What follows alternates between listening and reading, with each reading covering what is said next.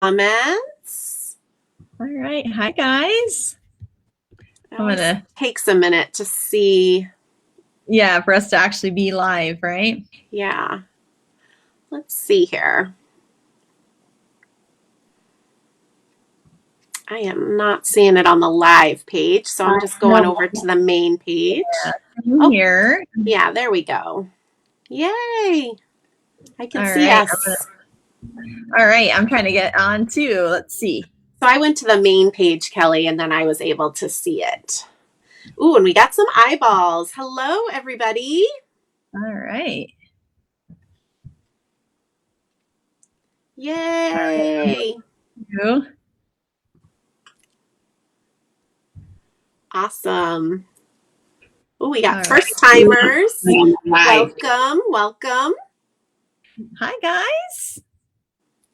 Oh my gosh. While we're waiting a minute to make sure everybody has found us, because Kelly and I had a hard time finding us, feel free to let us know where you guys are chiming in from. Thank you guys for joining us on this Wednesday night. Hi. Nice. We've got Canada, Arizona, Chicago. Hello, everyone. Yay. Texas, Colorado, North Carolina, Orange County. There we go. Hey, that's where I'm at. What am I supposed to say? We're in Southern California here, or me and Rebecca here in Orange County. And Jen, where are you at? I am on Cape Cod in Massachusetts, East Coast. Oh, I see Lauren. That's Lauren. Hi, Lauren. Hi, Lauren. Oh my gosh, I love it. Lots of people. It's going so fast now. I know, where everyone's joining in. It took a second to find it. Got a Marshall from New York. I just came back from New York. So I see lots of familiar names. I see lots of new names. I love it. I'm so excited. I've been looking forward to this. Someone's from San Clemente. Hey. Hello. We've got Finland, Vermont, which is my side neighbor. Oh, San Jose. We got some California people. Yay. Yeah, I feel like it's been a while, Kelly, because we kind of took August off a little bit. So I know. We haven't done a Create with us since July. I know. And then we get to do 2 in a row. Yeah, so we're doing today's Create With Us, focusing on Halloween and then with a fun little twist. And then we're going to be doing a holiday style one October 23rd. And so we're really excited about that. So we're going to be able to be doing kind of the 2 themes in this release, and we get to do 2 Create With Us. So we're happy. Yeah. More hangout time. I love it. I love it. So we are, I'm getting fancier over here on my app that I use for us to go live. And I discovered a new way to do the screen so you guys can see both Kelly and I and what I'm working on. So I'm going to flip the screen and I'm going to try to do that, and let me know what you guys think. Working on the cards, we don't need a lot of space, and I think you'll be able to see my projects just as well. But if you want it the old school way, if you've joined us for the other Create With Us's, let us know that as well. So I'm going to flip the camera. So lots of some people saying they're new, their first time watching, and we're so excited. Is this our 3rd or 4th one, Jen? I'm not sure. This is our 3rd. Right? No, it is. No. Oh, yeah, this is our 4th. Yes, we've done 3. Yeah, this is our 4th. Yes, thank you. Yeah, so we started this year, and it's so fun. So when Lawnfawn has a new release, we do this fun free class, which is so exciting. And this time, for the first time, we're doing 2 classes for 1 release. So that's what we were just talking about. We've got today, and then October 23rd, which is a Saturday, which might be easier for people to join in as well. So so we're really excited about that. And I'm going to let Jen take it away. And like Jen said, if you need us to change the view, just let us know. And Jen's going to teach us, and I'm going to create along with everyone too. So I'm very excited about getting inky. I don't get inky normally, so this is going to be fun. I actually was thinking about that. I was like, ooh, I'm excited to make Kelly get inky. I know. So real quick, if you guys are first time joining us for Create With Us, I know I've answered some questions on my social media, but what this is just a free mini class, and it's just meant to be fun. It's meant to inspire you. It's totally okay if you don't have all the supplies, if you have none of the supplies. We really just want you to hang out with us. However, when we do announce a Create With Us class, what we do is right away, we give you guys the supply list. We give you this downloadable handout, which is right here. And what that will give you is a picture of the card, the supplies that are on the card, and then it also just gives you a little bit of homework to do ahead of time. And it gives you the coloring guides that we're going to go over tonight.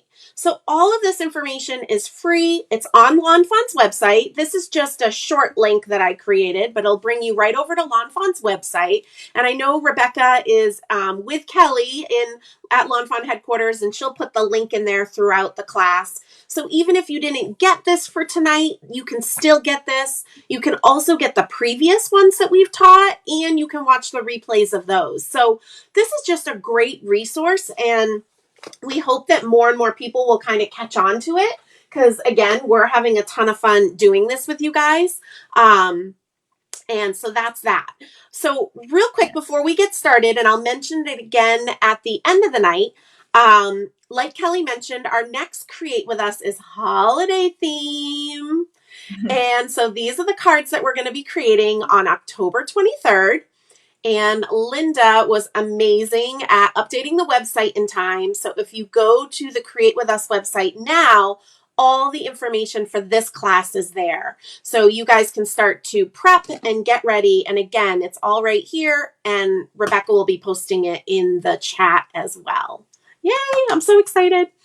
Yeah, and someone mentioned if you didn't do the homework, that's totally okay. Yes. You guys can still create along with us.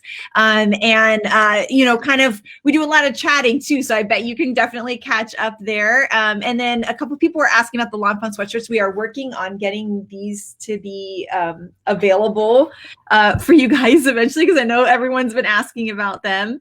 And someone was mentioning that they didn't have this exact stamp set. That's okay too. Yeah. Create the backgrounds with us, and then do a similar thing with a different stamp set. So there's going to be a lot of ideas today. Use dogs instead of cats, or use other cat stamps.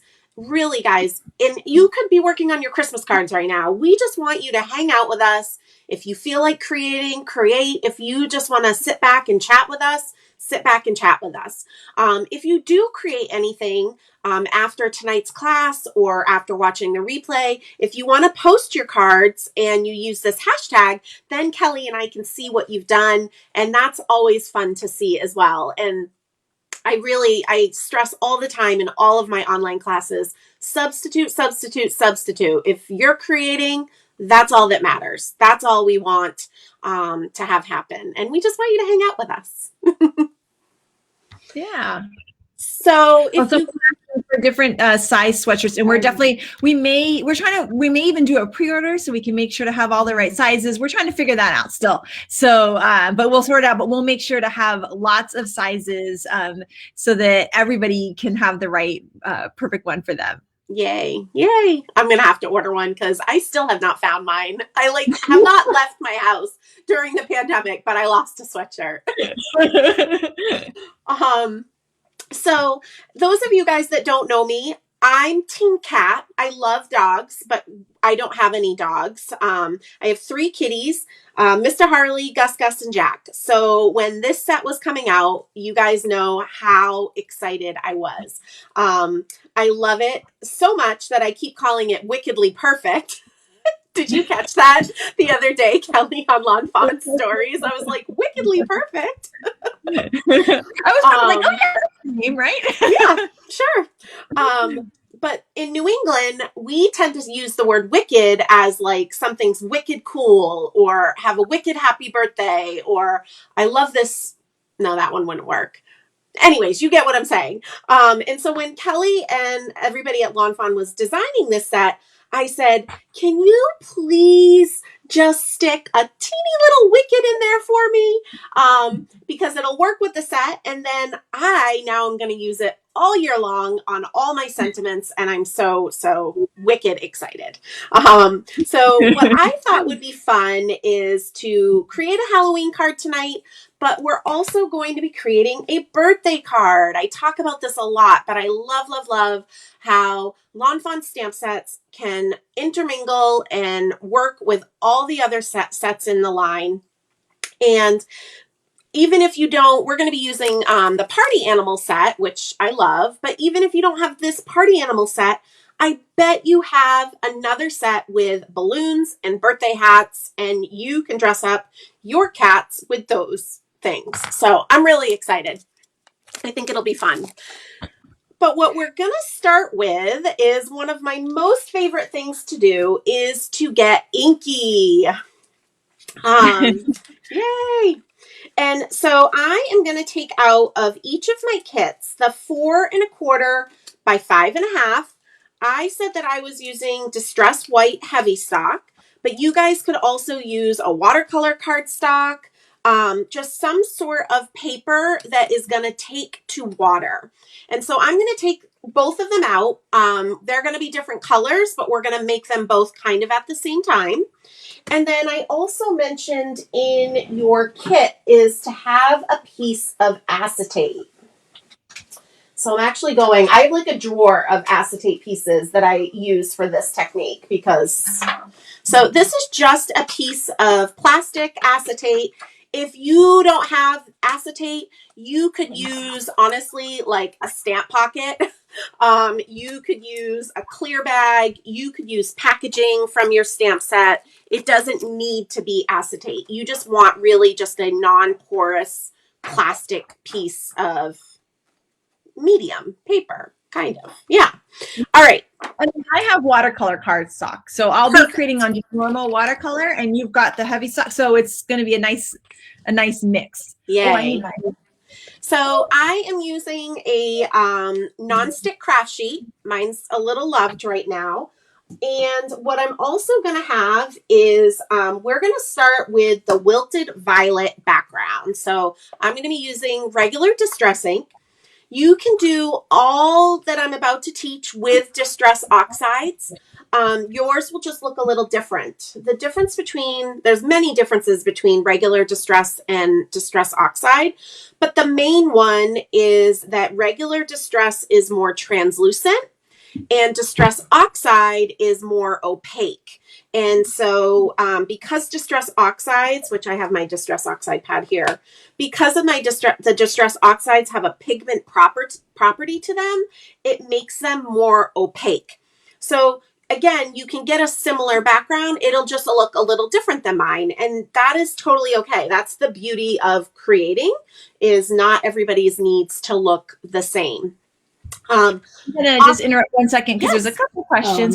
Someone wants to know if the lives get saved, and they do. And you can actually go back and watch our previous ones and even download the handouts and the coloring guides and everything. So these classes are always available. Or if you're kind of watching like secretly from work or something like that, then you can do it again later. So that's great.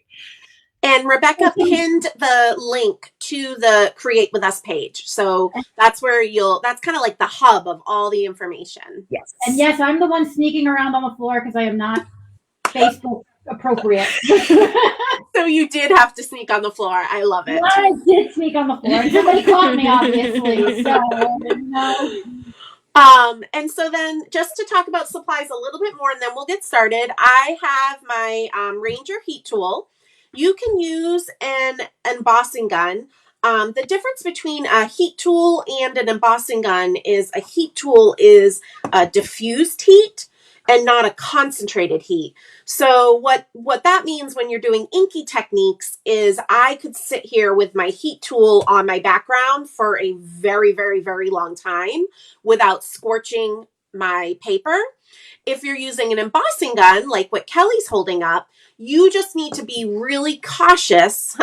Watch your paper that you're not scorching it, which it'll just start to turn brown. It literally will scorch the paper. So you just got to be a little bit more careful, keep it a little bit farther away, moving it around, all of that.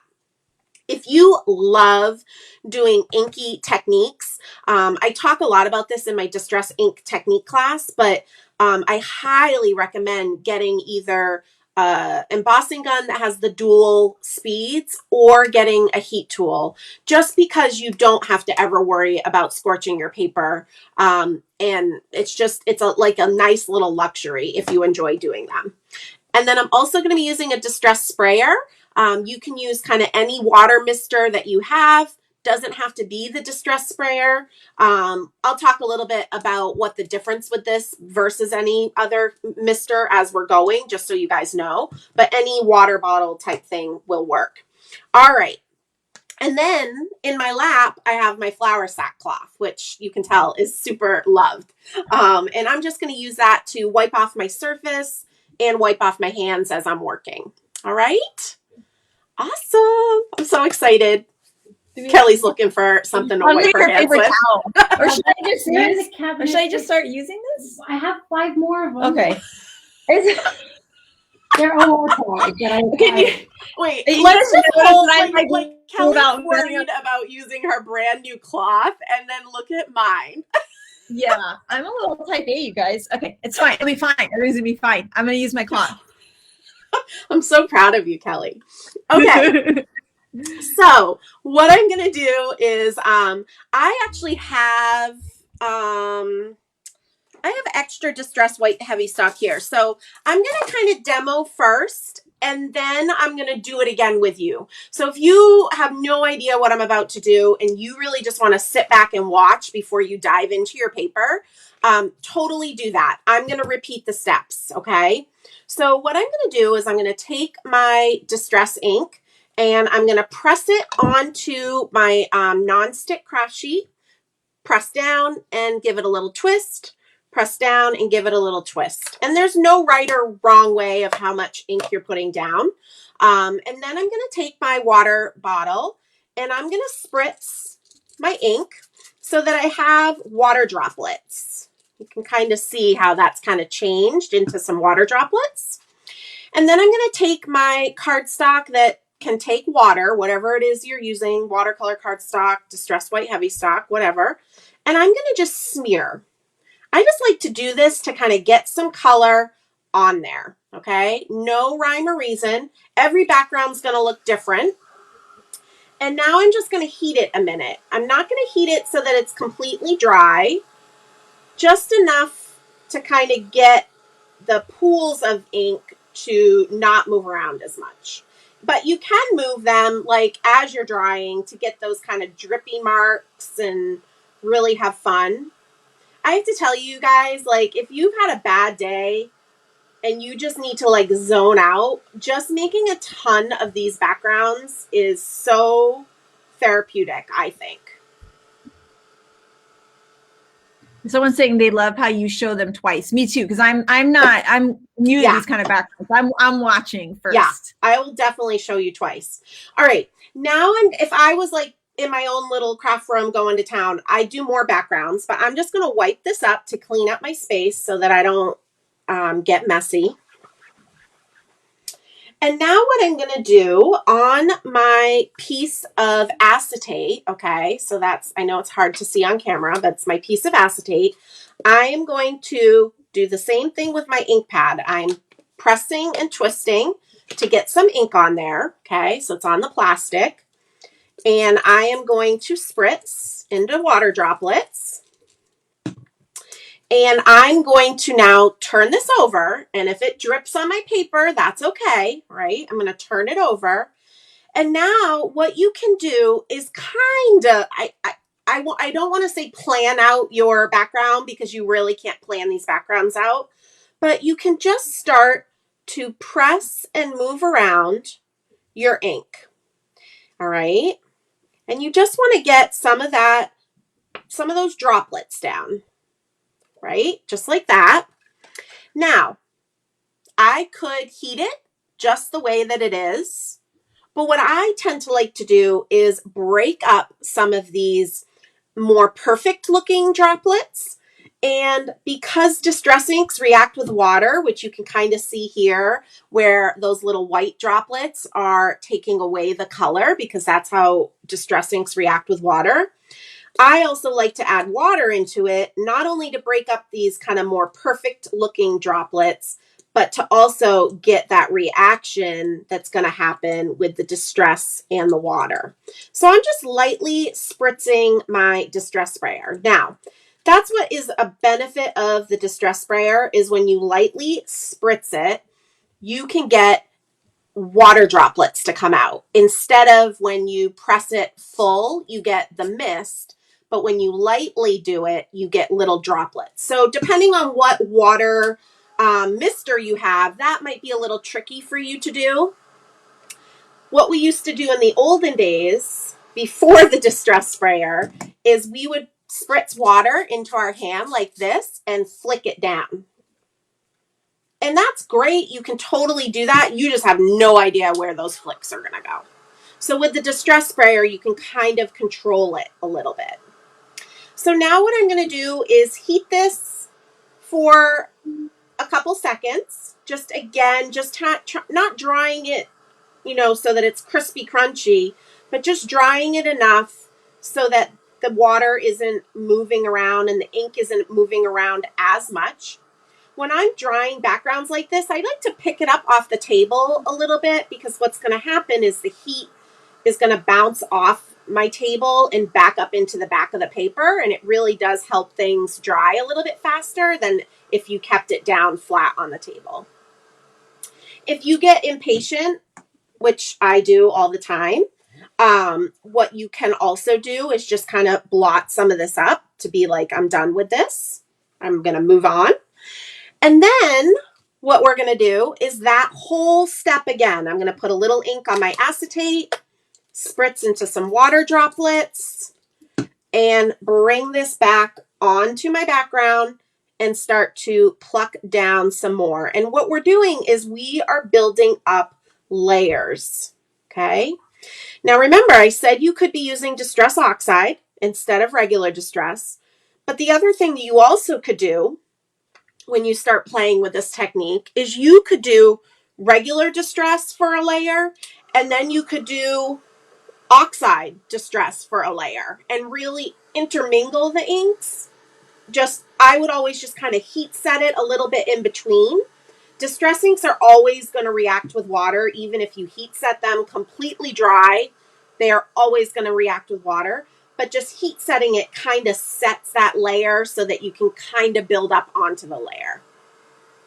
So are people excited, Kelly? Because I did not watch any comments. Yeah, there's like very kind comments. So thank you guys so much. So, we think you're amazing too, Lori. And we're so glad. They say just watching this is therapeutic. Someone mentioned you can use a paintbrush to do the flicking, which I like to do that a lot.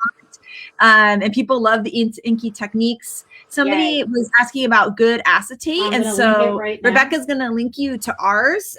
It's awesome. It's really thick. It's made in the USA. It's actually heat resistant, so you can heat emboss on it, and you can die cut it too. So it's nice for like shaker windows and things like that. So we'll link you over to that. Cool. And, look at that. Okay, see, I want to start making mine. All also, right. I want to tell you guys that I have the mini one, and I'm just going to smush it down more times. Yeah, totally. Good call. Yeah, you could totally use the Distress Minis. So let me just wipe off. For you. Go for it. I have the like silicone mat that's not like slidey. Is that good for this, or do I need the slidey one? That should work. What I don't recommend for this is to use glass. So if you have the Tim Holtz glass mat, this is actually the refill mat for the side of his glass mat. So my tabletop is glass. The first thing that we do when we smear the ink, if we used our glass, the ink just kind of rolls away. It doesn't stay. So that's why we use a mat. And I think your silicone mat will be fine, Kelly. Okay, now it's me. Yep. So we found an old Ranger craft You mat. can use that too. Yeah. Because I don't want to because it needs to be just like me. No, because I don't want this to be stained purple. Oh. So we're going to use that craft. But I want a lot of people I know have this silicone one because it's Yes. the newer ones. Yes. I wanted to ask. But I've got my old. I agree because I don't want to clean that other Ranger one either because that's gonna no.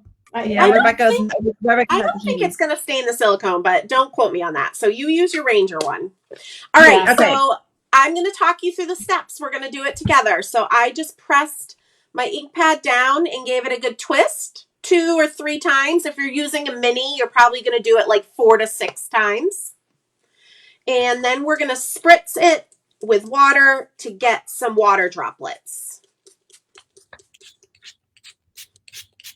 The more water droplets, the bigger the water droplets, the lighter the color will be. But for this part, kind of just putting that base color down, I like it to be really soupy so that we can coat the back without any water droplet texture showing up. Ooh, all right. Somebody could add liquid stardust to their ink. Yes, you could totally add liquid stardust. Well, I'm going to do that for the next one. Yes. There's so much that you could do. You guys, I literally could do this with you for like 5 hours, which I kind of did in my Distress Ink Technique class. So definitely check it out. So now I'm going to take this Distress White Heavy Stock and I'm just kind of like smearing it in. Like, woo, right? And then I'm going to kind of smear the other side. This is just to get some base color down, just so we're not going to freak our freak, like Tim would say, when we go to add our other layers. This is serious business, guys. So proud of Kelly.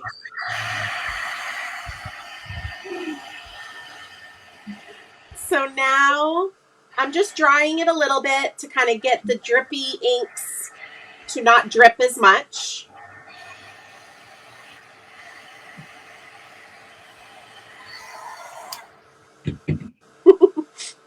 Sorry, guys. See, I'm just laughing at people saying you look so serious. Well, this is the problem. If I don't smile, which is really hard for me to do because now I'm going to laugh, but my face looks like this. And so I have like resting serious face, you know? That's a nice way to put it. Yeah, that's the nicer way to put it. But yeah, you know. So I want to show everyone what happened because I'm not using Jen's. I don't have one of Jen's fancy pants ones. I just have a normal embossing. I just got a little curved, but it still works. Oh, mine curls too, but I'm just always kind of like bending it back and like. I thought maybe mine is because my heat was stronger. Nope. But here's about the Distress White paper. We're going to be bringing that in, so you guys can order that from us hopefully soon. Yeah, and if not, I'm just using watercolor paper, and it looks really pretty. So basically, Rebecca, what you're saying is lawnfawn has been enabled.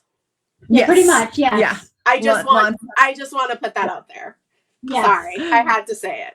All right, I'm going to clean my mat up. So Kelly, you can go ahead and wipe it with your brand new cloth. Okay. I have more new ones. Don't worry. Oh my gosh. Right. It's just I just have to do it once and then I don't care anymore. I mean, my chamois, I've never gotten a new chamois. I've never gotten a new one. It's for the longest time, I only used one side of my stamp chamois. Oh. So I could keep a side teal. I did it. Yay. Yeah, Sharna, my friend Sharna just commented, she keeps running out of Distress White Heavy Stock. And I go, does that mean that we can be friends anymore?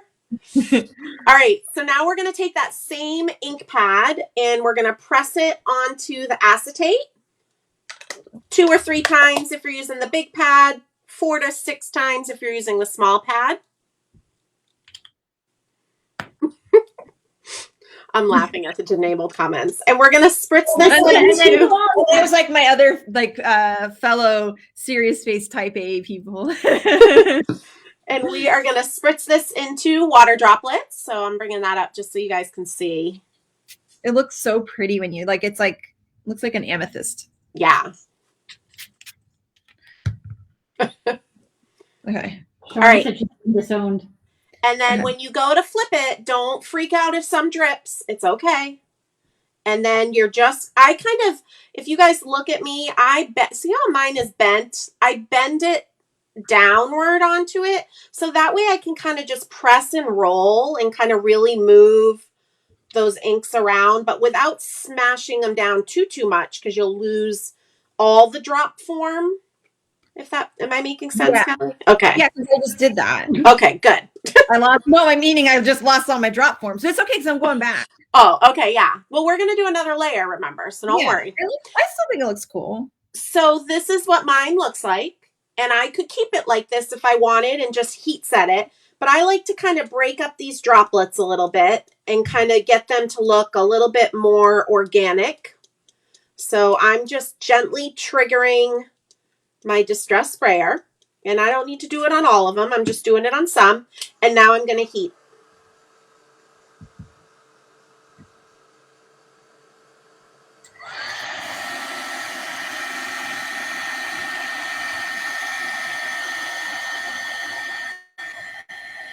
I love it. So I see that Scrappy Chic and Paper Crafters Workshop. Scrappy Chic is in Michigan. Paper Crafters Workshop is in Canada. They're in the house, and they have been working really hard on making kits for my upcoming classes. Happy Harvest and Joyful Holiday. And then I saw Papercraft Clubhouse is here. That's in Connecticut, and she always stocks the supplies for my classes. All kinds of fun stores are here. I think Raquel is saying that her ink doesn't separate into drops when she sprays it. What am I doing wrong? Does she need maybe more water? So I'm wondering if she's using the minis and maybe there's just not a lot of ink on her minis right now. Like they might need to be re-inked. But definitely try more water. Or try, if you are using the minis, try smushing more ink down as well. Hopefully that helps you.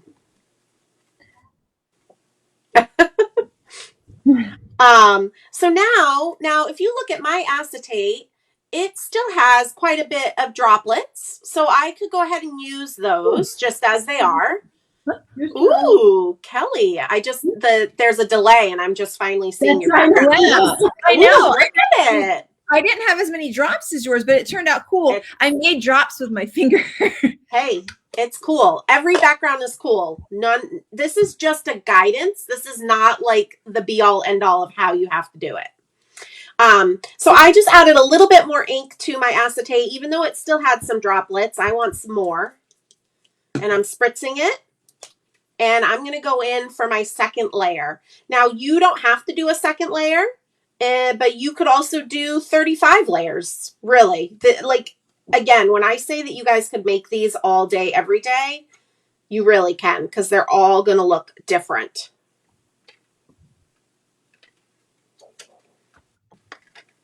I'm going to spritz my droplets a little bit to break them up. Got serious again over there, Kelly? Yeah.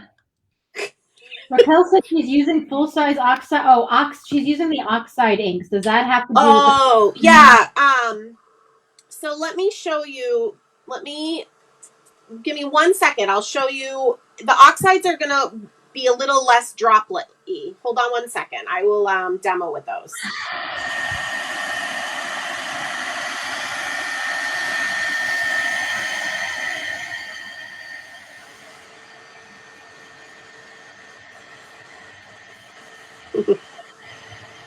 If you're not purple yet, are you even playing? Exactly. All right, so this is what mine looks like. I am going to set it aside. I would normally heat it a little bit more, but I wanted to show you guys with oxide. So I'm going to just set that aside.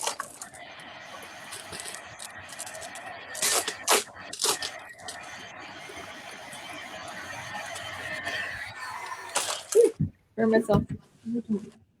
Don't burn lawnfawn headquarters down. Ooh, Kelly, that's so pretty. I know, I really like it. It's okay if it's not totally dry, right? I can just put it aside. Yeah. You can just totally put it aside.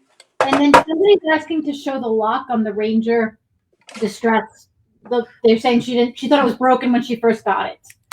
So I don't know if you guys can see that in the camera, but it clicks back and forth. I actually do this like as a little, you know, fidget. fidget. And you can actually, well, if I have my glasses on, but there is like a lock and an unlock button. Watching you look at that's actually rather entertaining. I actually sometimes keep mine in the locked way to gently trigger it to get droplets. But don't do that and break yours and then be mad at me. So I really like how mine turned out. And mine almost looks like when you like do like a when you're doing a stain in a lab. yeah, it's really pretty. Good job. All right, I'm going to do a quick Distress Oxide, okay? Just because it is going to look different because the Distress Oxide and regular Distress are different ink pads. So I put it down on my mat. I am getting somewhat droplets here. And I'm just going to smear.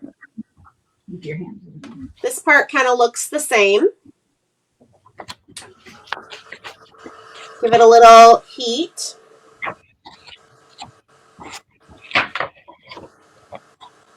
Yay, purple fingers, Kelly. Yes. I wish we could see everyone's backgrounds. I know. Well, everybody's got to use the hashtag. Yeah, so you gotta use the hashtag because I want to see them. I love that it's like snowflakes, right? Everyone will be different. Yep, exactly. Which, by the way, making these backgrounds and then die cutting all of our yummy snowflake stuff that just came out would be amazing. Ooh, I want to do that. Or doing the snowflake stencil like over one of these backgrounds. Yep. All of the things. All of it. Telling you, I could do this all day. All right, I'm going to blot this because I'm impatient. And now on my acetate, I'm going to put the Wilted Violet Oxide.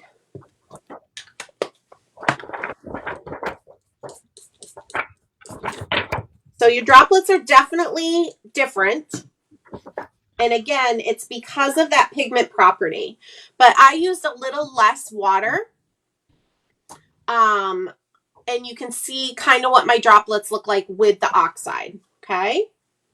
I'm going to flip and start going to town.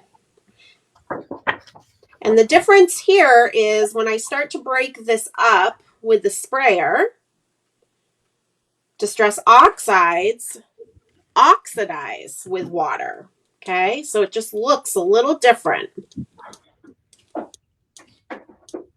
But they're all beautiful.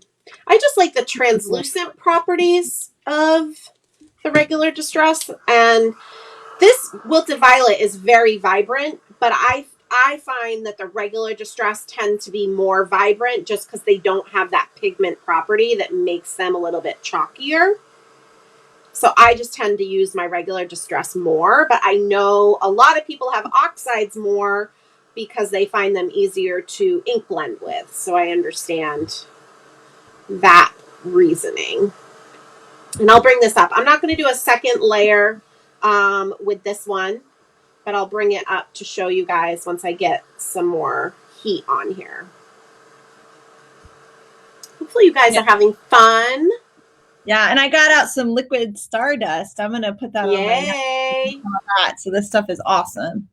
Love, love, love liquid stardust. I actually have a little spray bottle where I have liquid stardust in a little bit of water to just kind of dilute it a little bit because it's very pigmented. That little bottle will last you forever.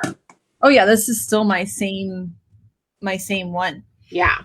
I always also like that this one's LF 2000, which I think is fun. It ended up as number 2000 just by accident, but I feel like it's just. So here's oxide. And here is regular oxide. I like the oxide color. It's very pretty. Yeah, it's so different. And that Distress White Heavy Stock really helps the colors be very bright. Okay. All right. So now what we're going to do, you guys, is we are going to do the same exact thing on our other piece of Distress White Heavy Stock from our other kit. And this time we're going to use my beloved Salvage Patina. And I only had the oxide and I just got the distressing. So it's like a brand new. Ooh. Oh yeah, so I've people used salvage patina in one way or another on almost every card I've made since it's come out in May. I know that you're very surprised to hear about this. some people are asking about liquid stardust, and Rebecca's going to send the link and to the YouTube video about it. But it's really cool. It's really what it sounds like. It's this liquid product that you can flick on your cards, and it adds this like beautiful shimmer. That's my favorite way to do it. Is I put a little thing and I pick up a paintbrush and flick it. It's really pretty, but you can also mix it with water. So like on a background like this, you can mix it in with your water and actually have your whole background shimmer too, which is pretty cool. You also could just squeeze a little bit into like a little paint palette or whatever, and you could like paint it on. It's really pretty to like, because it's so concentrated.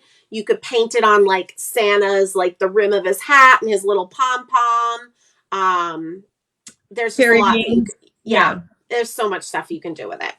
All right, so we are going to start with our salvage patina. The same exact steps, you guys. I'm going to press some ink down onto my craft sheet, mist with water. I know this one's going to be a little bit harder to see on camera because my craft sheet's a little loved. And we're just going to put down a little bit of base color. Now, this is going to be a lighter color if you are still using salvage patina. But again, and you don't have to do this step. I just kind of like to get some color down there and get some ink on there. I find that I'm less panicky about what the droplets are going to do.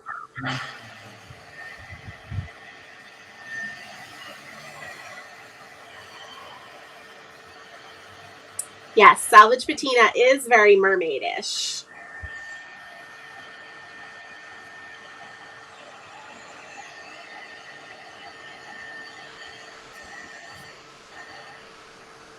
Now my fingers are still purple, so I'm getting purple on the edges, but I'm okay with it.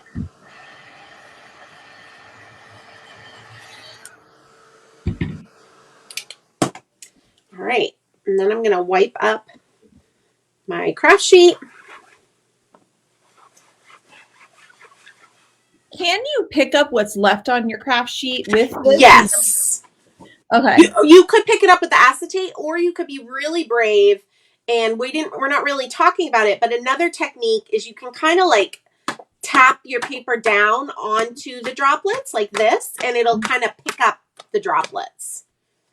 There's so many ways we could be doing this. I'm going to try it that way just to try something different. And somebody's asking about Halloween mica spray over the ink. I don't know what that product is. So distress, like, could you spray it over the distress ink? Is that the question? Yeah, I don't know. Yeah, she's asking, can you use the Halloween new mica spray over the inks? Yes, you can. Okay. They will react a little bit, but you definitely, the distress mica sprays are the limited edition. Tim did 4 seasonal sets of fall, Halloween 2 sets, and holiday winter 2 sets. You could totally be doing this. And I've done some makes for Tim that are on my site where I've done this same technique with mica sprays. And I want to show you guys, if you can, I don't know if you can see it in the camera, but there's 2 little dots. That's the dots I've done of the liquid stardust. And then I've got my ink, and now I'm going to spray it, and then they'll all mix together and it'll be glittery. Yay, glittery.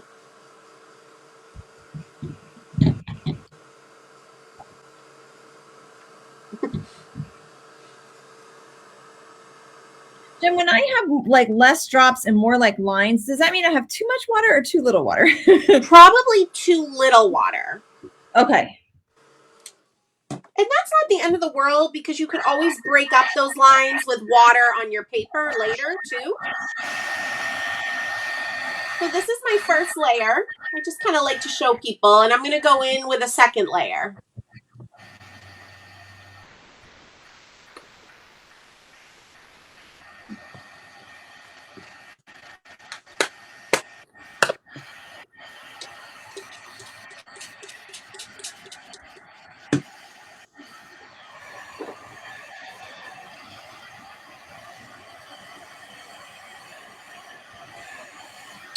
And I'm going to show you guys in just a minute my background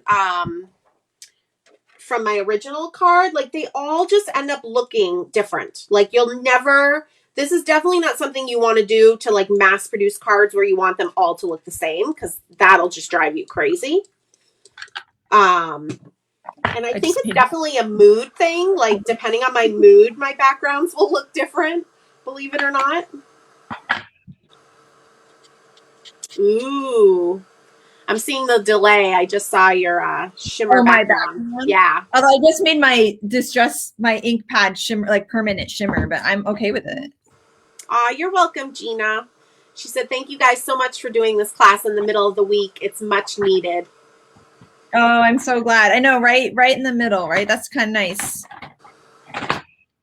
We try to schedule the Create With Us's like all different times. And then just to be very honest with you guys, we're scheduling around Kelly's busy schedule and my busy schedule as well. So we appreciate you guys like being flexible and knowing that if you can't make it with us, you can always watch the replay, and we'll do a different day and time on the next one, and just kind of trying different things. Because we have people from all over the world. I know some people were setting their alarms for like 3 a.m. to get up for this. So we try. We'll never make everybody happy, but we try.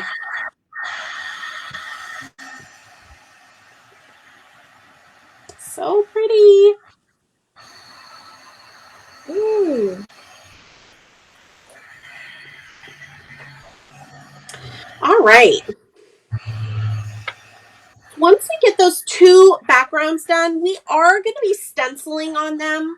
But I think what we'll do is our Copic coloring next, and then that way we can give our backgrounds some more time to dry.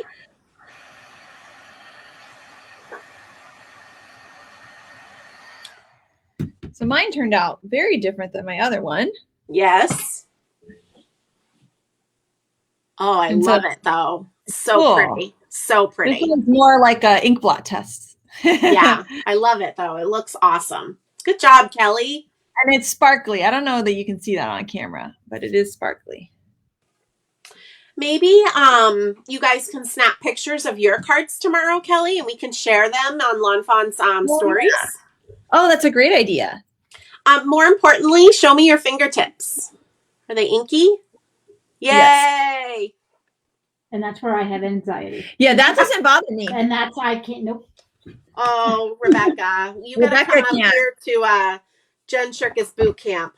Yeah, Jen Shirkus boot camp would give me such anxiety. It gives Rebecca anxiety to see me feed Miles because I just let him I can't get covered in food. Oh no. Oh yeah, I'll like I sometimes am working right up to when we have dinner, and I'll just like go right in there and have dinner. I'm like, it's non-toxic, it's all good. Oh no, but no. Kelly lets Miles feed himself, so everything is covered in food. Oh, when I feed Miles, no, I see what you're saying. And we stay nice and neat and clean. Oh my gosh, that's so funny. All right, so I am taking out my images, and I showed you guys on the handout if you had time to kind of already put your images on some low tack tape. Yeah. Now, mind you, I put mine like this weeks ago, so I'm going to carefully make sure that I don't rip mine because, again, I did this so long ago. Are we coloring for both cards all at once, or are we coloring separate? We are kind of doing that, yes. So, not that you guys knew this, but in the future, if you kind of look at when I show you guys the picture of how I set my images up on tape, it might be helpful to set your images up in a similar manner, just as a suggestion for future Create With Us's. Because even though we're doing a Halloween card and a birthday card, you'll see the right-facing kitty on both cards is Calico. The left-facing kitties on both cards is Black and White Tuxedo, a.k.a. Mr. Harley. And then up here on the shelf, we've got Jack. Because Gus doesn't jump on things that much. All right. Not jump on things? Say that again? I said, can Gus teach my puppy not to jump on things? Yeah. Yeah. Good luck. Good luck Someone with says that. it looks like the cats are doing the conga. And that's so cute. I know they do, don't they? Oh, and someone's younger daughter is watching. That's so cool. Hello. Yay. Yeah, somebody mentioned in Lawn Fanatics, actually a couple people mentioned that they've been doing these with their kids, which I thought was so cool. All right. I just realized I put everything on top of my Copics, so I couldn't get to them. So we are going to start coloring the Calico Kitty. And I have to say, I don't branch out in my coloring very often. And when I do kitties, they are almost always my kitties. So Mr. Harley's super easy to color. He's black and white. And Jack and Gus are both all black. So coloring different kitties is new for me. So if you guys have a different way that you like to color Calico Kitties, go to town. I am not going to pretend that I am the best at this. This is something, again, new for me, but still fun to practice and play. It also cracks me up because those of you guys that know, I don't use a lot of markers on one image, but the Calico Kitty is like a bajillion colors. It's funny how that works out. All right. So remember, you guys, when you get the handout, if you didn't get it for class, there is a coloring guide. And so this will be really helpful for you if if you do like how the Calico Kitty comes out, you can go ahead and just follow this after the live, coloring as many as you would like. Whenever you take an online class with me, I have coloring guides for all of my online classes, and I think those are really helpful. Even if you're not coloring with Copics, it might give you some color starting off point. Like if you're like, oh, I don't know what color to color that potion bottle or whatever. And it also helps you guys see maybe where to put the shadow on things. So I find that the coloring guides are helpful no matter what coloring medium you guys are using. So like I said, we are going to color our two right-facing kitties the same. So I'm basically going to color them at the same time. I'm going to start with YR15. And that's not focusing. Sorry. Usually. There we go. I'm going to start with YR15. And this I'm going to only add a very little bit. And I'm going to bring it up to the camera for you guys to see once I get it put on one of the kitties. But I'm being very, very sparingly. It's not a thick amount of color. Because we have a bunch of other colors to work into this. But here is YR15. So Vicky's asking about the handouts. They are pinned in the bottom of the comment section is a link to the page, but I will give it to you directly again. But the link is pinned in the bottom of the comments. Yep. It's the Create With Us page on the lawnfawn website. What you're going to find when you go there now is our Joy to All class. So you'll scroll down a little bit and you'll find the Purrfectly Wicked class. All right. Next, I'm going to go with Y35. Y35. I sound like I'm doing bingo. And, actually, before I do Y35, I said I was going to color both kitties at once. So I want to stick to that just to help class not go until tomorrow morning. And somebody mentioned that Christina Werner has a lot of really good cat coloring videos. Yes. She was actually asking people to send in pictures of their kitties, and she was like showing how she would color them. So definitely check that out for sure. And I had a calico growing up. Her name was Pumpkin. Aw, I had one when I was a baby, and her name was Little Bits. Aw, That's cute. A really cute name. Yeah, Pumpkin was because she showed up on Halloween. Oh, so cute. Yeah, that adopted us. So I am taking the Y35, and I will bring it up to the camera. But what I'm doing is I'm essentially going over the YR15, and I'm thickening that area a little bit. Still just not a lot, just a little bit. But because I'm going over the color, it's saturating the paper and the two colors are starting to blend. So this is what it looks like going over it with the Y35, and on the right, it's still just the YR15. Okay. Oh, someone has a calico named Peanut Butter, and Christina colored Nikki's kitties, which is so cool. Oh, so cool.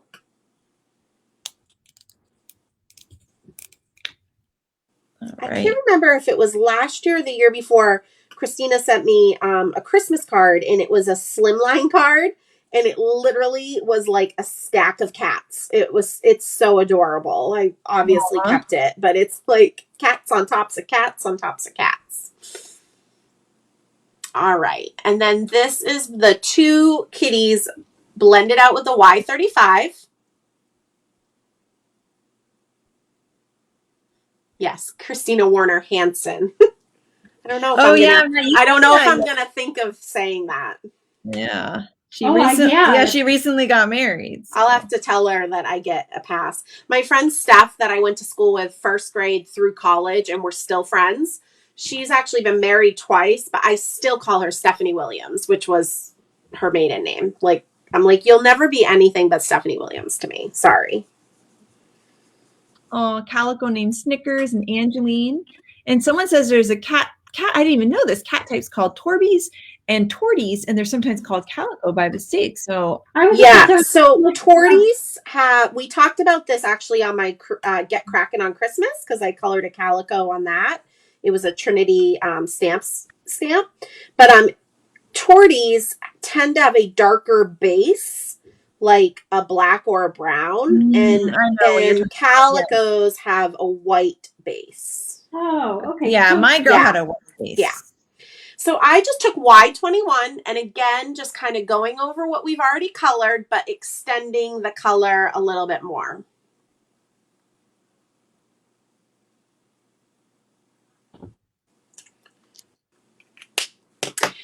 And then I'm going to take YR20 and I am just dabbing this. Like, I don't really know how to, let me start to do it and I'll talk it out. Yeah, I'm just dabbing on the edges of that Y21, extending the color a little bit now. But I'm not necessarily going over all the color as much as I was doing with the other markers. And again, I'll bring it up to the camera once I get this first one done. And I wanted to show that I don't have this marker, and that's okay. I picked E30 and it looks good. Oh, perfect. So if you don't have a marker, you can totally improvise and you can look online and see all the colors and see which one looks closest to it that you have. So on the left is the dabbing with the YR20, and on the right is without that. So you guys can kind of see the difference. I'm just going to do my right kitty.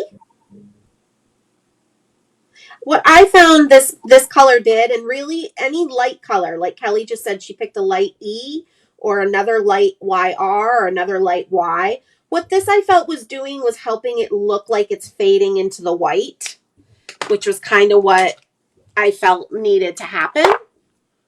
I don't think I've ever used my YR20 marker in my life, so.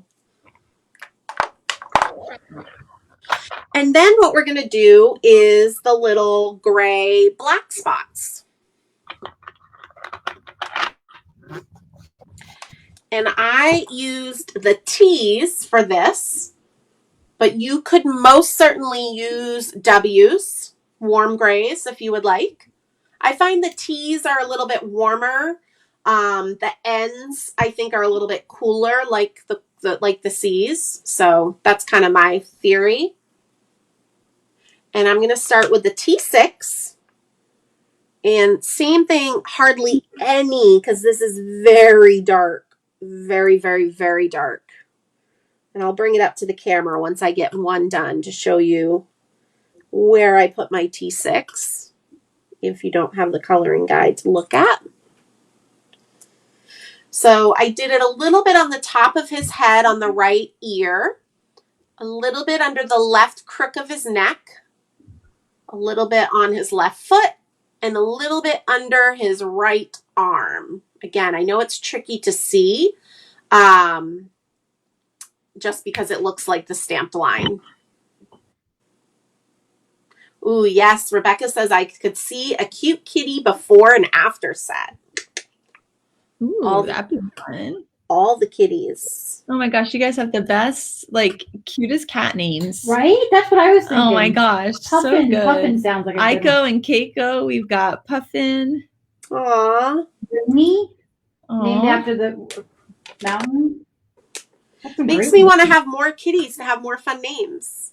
I don't think. Then you go full cat lady status. Well, can I though if I have a live-in boyfriend? Yeah, because it's. I think it's just when you have a lot of cats. Oh, okay. I thought being single was part of it. Oh, is it? I don't know. I don't know. I'd be a dog with my husband threatened me with divorce. I threatened her too. I was like, she has a puppy and she's looking at more puppies. What another one? Honestly, if I got another cat, the first person to move out would be Mr. Harley. He'd be like, peace out. He's like, I can't. He's like, I can't anymore. He's like, I've been patient, but I'm done. All right, so now I am taking T4 and I dabbed out the T6. I have T2 on your handout. Is that okay to use? Oh, yeah. Yep, T2. Perfect. Thanks, Kelly. Keeping me on task here. Well, that's why I'm here creating, so I can make sure I'm not confused, and hopefully other people have the same level of confusion that I do, right? Like, wait, which one am I using? I love you guys' cats' names. They're great. Everybody's listing their different names. Oh, someone says there are married cat ladies, so. Okay. So now what I'm doing for the last step of the little kitties is I'm taking the T0 and I'm dabbing it on the edge a little bit into the T2. And it's kind of like marbleizing the color and helping it fade into the white. I'm going to bring it up to the camera for you guys. I love this part. I think this is like, honestly, the T0 just brings it all together. It just makes it look. So you could use W0. You could possibly use C0, N0. And this is our Calico Kitty. All right, I'm going to hold mine up here. Can't wait to see. Let's see. So cute. I love it. So cute. Yay.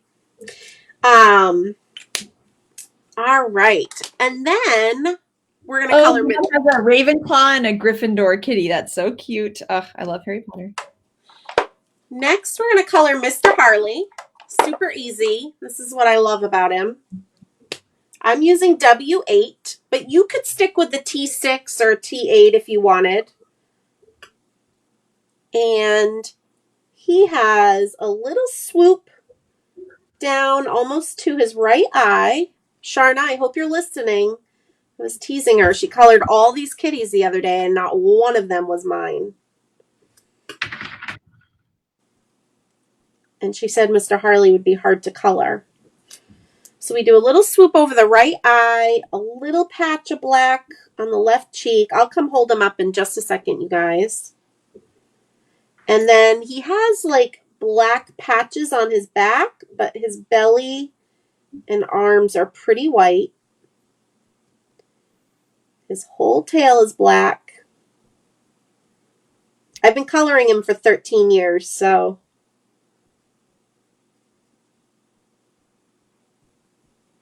If you go to my website and just search Mr. Harley, you'll see like every card I've made look like him. So this is Mr. Harley. I actually added a little black on his left paw that's not on the coloring guide because he does have a little bit there, but it's totally okay if you don't. He will never know. We'll tell him later. No, don't tell him. It's funny, Jen. I don't really know much about cats or anything, so every time we have a cat set, I always copy Mr. Harley because I don't know any other cats to color. Well, and he's really easy. I mean, like once you get to know his markings, and I'll be honest, sometimes I have to go look at him in the middle of the day. Like if the cat's in a different position than I've colored him lately, I'm like, wait, does he have black there? And I have to go like look at him. And he gets all annoyed at me. But he's just so easy. There's no shadowing. It's one color.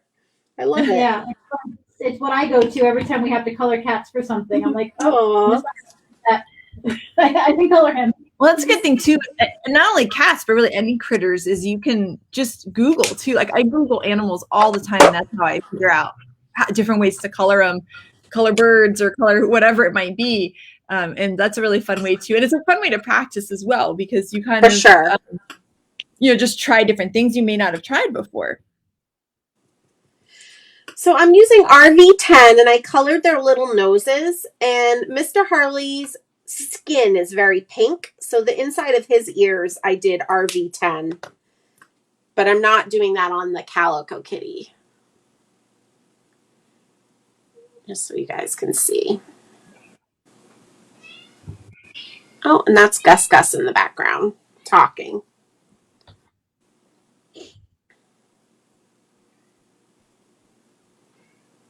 Yes, I love tiger kitties, I think is what Margot's talking about. I grew up with a cat for 20 years, Watcher. He was an orange tabby cat, orange tiger cat. So it tugs at my heartstrings when I see kitties like that, because I always miss Watcher. He was a good kitty. All right, we're going to color the black cat. The little guy, and I did a little bit of shadowing, so I'm going to take the W8 and I went a little bit on the right side of his face, a little bit along his back, under his chin, along his belly, and a little bit on his back arms. I'll bring it up to the camera. This was with W8.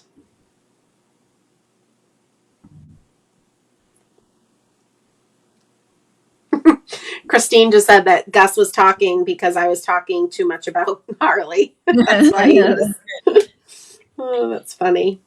And then I'm just going to blend this out with the W6. So I just concentrate where I put the W8 first. I don't color anywhere else. I just kind of get those two colors to blend together. Oh my goodness, there's a whole SpongeBob themed names. Oh, fun. I think my favorite is Senor SpongeBob. Sandy Cheeks, Plankton, Eugene Krabs, Pearly Pearl. These are great names. I've never really watched SpongeBob, but I'm guessing now that I have a kid, I will eventually watch it. Caitlin, I can't let Caitlin know any of these names because if I do get another dog, she's going to want one of those names. And then I'm going to finish coloring in with the W6 and try to just do one layer of that color. I know it's really dark, but that way we'll have a little bit of dimension from the W8, W6 mixture. Yeah, I have two dogs, and one is white and one's black, and that's Daphne. And so I always struggle. It can be hard to color in. It's tricky for sure. I mean, honestly, you could just color this guy with just the W6. I personally wouldn't do all W8 because you're going to kind of lose the stamp line a little bit and the whiskers. And then I'm actually going to dab his little nose with another dark gray. So you could use, I'm going to use T8, but you could use C6, just not a warm gray. Because both of my black kitties have black noses, but then that way it kind of looks different. So cute.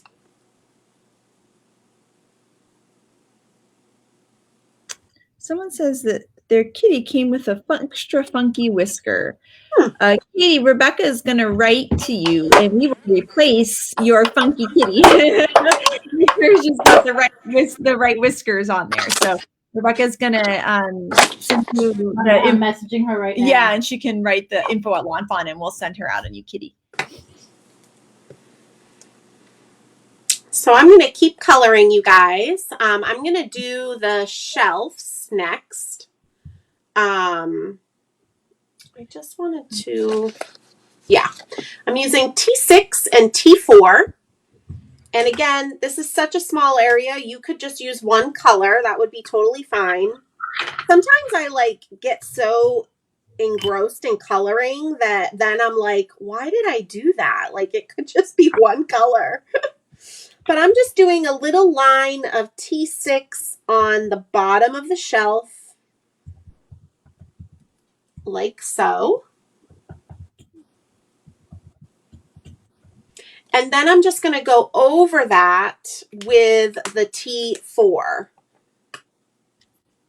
And it's just a quick way to add a little bit of dimension to that shelf. But again, if you just want to do one color, honestly, probably the next time I use the shelf, it'll just be one color.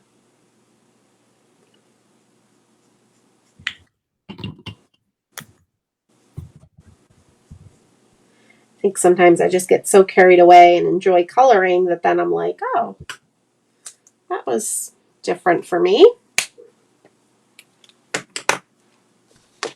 I always add like a little, I have a hard time doing one color. I always add a little something. Yeah.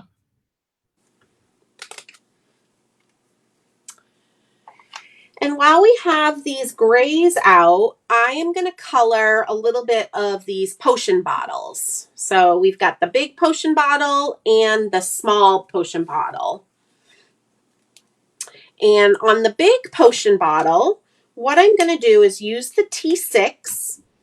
And I'm essentially right now going to color the glass of the bottle, not the label of the bottle. I'll show you what I mean in just a minute. But whenever I'm coloring something that's meant to be round or circular, I do put a little bit of dark on both sides. So here is what I did, kind of on the glass part of the bottle. I did a little bit of T6 on the left and the right up by the neck of the bottle. And then on the base of the bottle, a little bit of T6 on the left and the right. Okay. How much does coloring these make you want to watch Hocus Pocus? Right? I love Halloween cards. Like, I know some people just don't do a lot of Halloween cards because, you know, there's not as many people to send them to or whatever. But I just enjoy the process because I just love the magical, like, spookiness of it. Yeah. I don't know. I love Halloween. Yeah. I haven't done them yet, but I got all my Halloween decorations out. So I got to go put them on my mantle and my shelf soon. Especially I'm hoping Miles will start to recognize it. Yeah. I told Chris, so Saturday I'm teaching for Crop and Create for, you know, a lawn fawn class. But Sunday I said, since it's officially October, we can go get some pumpkins and stuff and decorate our front steps. So. And then I'm going to take T4 and I'm just going to add a little bit of T4 to the edges of wherever I put the T6, making sure I leave myself just a little bit of white. Oh my goodness, someone has never seen Hocus Pocus. And well, one, all you have to do is turn on the TV anytime in the month of October and it'll be on. But you have to see it. It's fun. It's like a fun 90s Halloween movie. So here's T4. Okay. Oh, Lauren's daughter Abigail says, I love it. Hi, Abigail. She says it now. And then I'm going to take the T2 and I'm going to fill in whatever's white. Okay. And this is going to look super awkward. Lots of harsh lines. But now I'm going to just go and soften that a little bit with the T4. They're making a Hocus Pocus too? Yeah. Oh my goodness. Somebody said that they love our making Halloween cards because we have so many spectacular elements. Yeah. Yes, we do. Well, and it's fun too. Like if someone has an October birthday or you're sending an October thank you card, like why not make it Halloween themed, you know?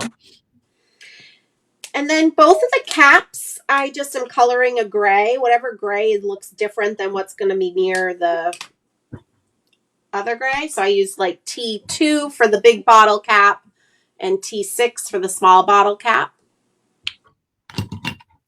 Lots of people haven't seen Hocus Pocus. I feel like that should be the homework. That's the homework before the next Create With Us. Prep for Create With Us and watch the movie. Yeah, it is. It's fun. It's just silly fun. And I mean, it's got Sarah Jessica Parker and Bette Midler. Yeah, it's awesome. All right, while we have our T's out, I thought we would color our witch hat. And yes, Beatrice, you need the T's. The T grays are actually my favorite. They're my go-to for everything. And neutrals are my go-to. Everyone's got their thing, right? Yeah. So all neutral gray, the same ones, but the neutral grays. So using T's is new for me. I've almost always used my W's, my warm grays. But I have to say, I've always, in my whole life of Copics, I've always had cool grays and warm grays. But I've always used warm grays because I felt they blended much easier. But what I like about the T's is they have a cool tendency to them, but I think they blend much easier than the C's. That's just my thought process. Yeah. Right, yep. Well, someone's husband's going to make a Halloween card for their daughter. That's awesome. Aww. All the Halloween birthdays. I don't know if do we have any, somehow in Lawnfawn's office now, we've got a lot of new people working here, and I think everyone's birthday is in September. We just literally had cake every other day. Yeah. Going to go into diabetic coma. Yeah, there's a lot of treats here. So this is T6. I put it on the left side of the witch's hat. And then I am going to blend this out with the T4. Now, I just want to let you guys know, I know because of our inky backgrounds that we're making, and we still need to stencil, and we've got a lot of images to color. So I'm not going over as in-depth on the coloring as I normally do. But if you want to learn more about Copic coloring, definitely check out our other Create With Us videos, because I know I've gone over it a little bit more, my kind of two-color blending methods. And then also I have all my online classes as well, where I go over coloring very extensively. So just keep that in mind. But I want to make sure this class, I wanted to have some fun with our backgrounds and do some different things. So. All right. I think, oh, and we have a little bit on our books. I'm trying to try to kind of keep with the same colors. So we're working on just one set of books with our grays. So that these are our Halloween grays. Our Halloween books. Sorry, I'm trying to read and look at my talk at the same time. That's just not possible. So the very last book, what I did was a little bit of T6 on the top and bottom on the left and right. So just like so.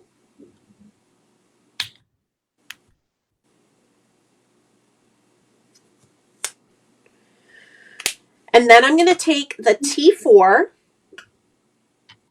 and blend over that a little bit, leaving a little bit of white.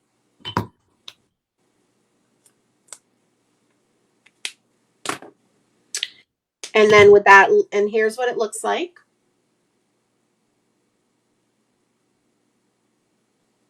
And then whatever's left for white, I'm going to just fill it in with the T2. So it's going to kind of look like that. Oh, Abby says that her mom's birthday is in October. Hi, Abigail. Oh, good. So Lauren can come celebrate with us. I love the books too. Mindy's saying how she loves the books. I love these books, because you can take them into cute office scenes. There's and so cards for book lovers. I love to read. So I love them so much. I love them too. And so then I took the T2 down the spine, the left-hand side of the spine. And then I'm just going to blend that out with the T0.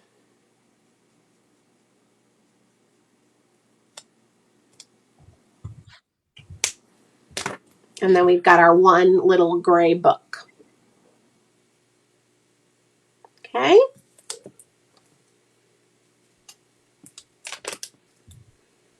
All right. I am going to pull out my purples next. So I'm going to pull out V17 and V15.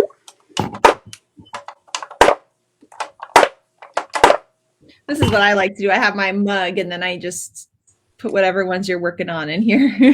I've done that before, but I feel like I take longer finding them because I'm so used to where they're sitting here on the left of me in my little case. So I keep switching what I do. So I'm going to start with my V17 on my witch's hat on the band. And I'm going to do a little bit on the left and a little bit along the bottom, inside that belt buckle and along the bottom. Things just got tinier. I know. Oh, yeah. Glasses are out. And then while I'm holding this V17, I'm going to do a little bit on the small potion bottle on the left and right. I'll hold it up.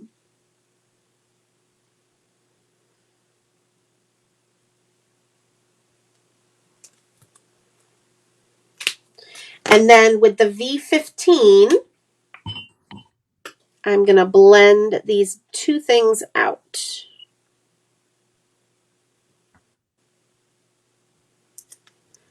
Really little areas, so just go with it. It's going to look cute no matter what when we put it all together in our scene.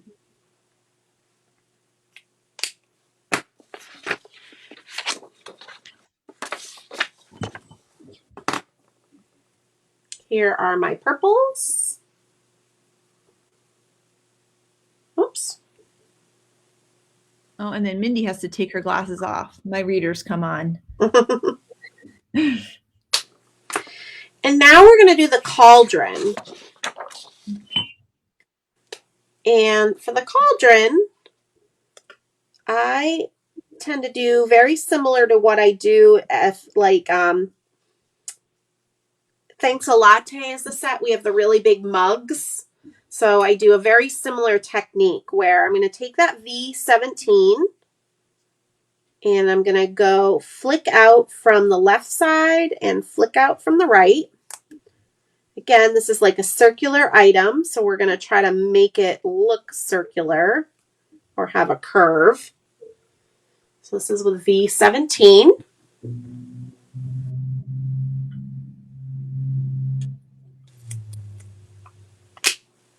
And I want to show you guys, I don't have a steady hand, so I can't really do the flicking just from some nerve damage I have. So I just do like that and it ends up turning out really nice. So if you struggle with the flicking, you can just kind of make uneven scribbles and that kind of works too. Cute. And then I'm going to take the V15, and with the V15, I actually essentially go over the V17 and extend it a little bit. So I'll show you what one side looks like. Just like that on the left.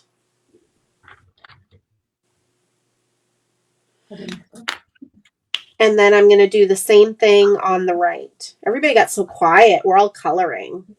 I know. Nobody's sending messages or anything. We're getting serious. It's how it is in real life classes too. Whenever we're doing the coloring, it's like everybody's like concentrating.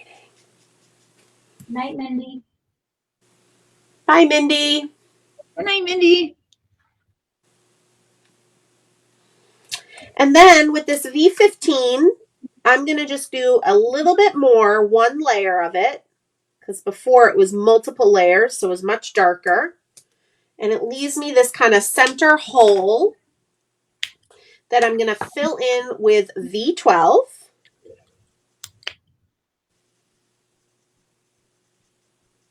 Good night, guys, if you're leaving. Good night. There's a few people that have to go off. Yeah, No worries.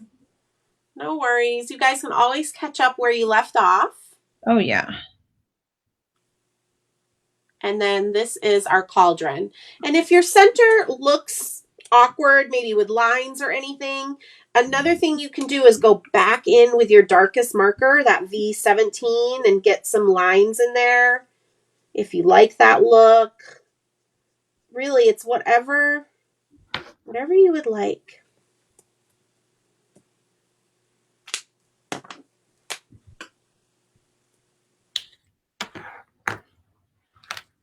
All right, and I think we have a couple purple books. Let me check. Yep.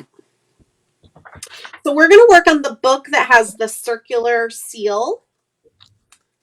And I'm going to start with my V17. And I love when I try to explain parts. But I'm going to take the V17 and I'm going to do a little bit on the left side of the band on the book, a little bit on the left side of the circle, and the bottom band. So there's like a top band and a bottom band and the circle.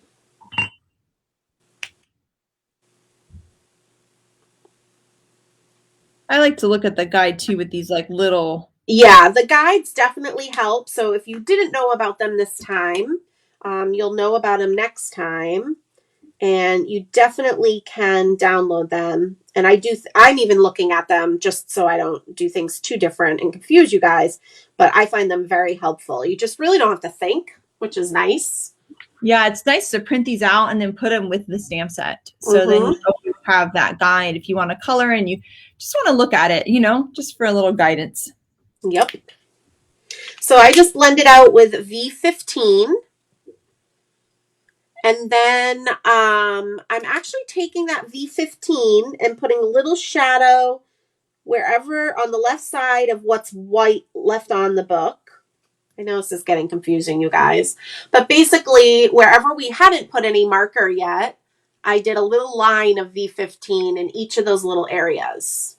Okay? And then what's left is going to get blended out with the V12.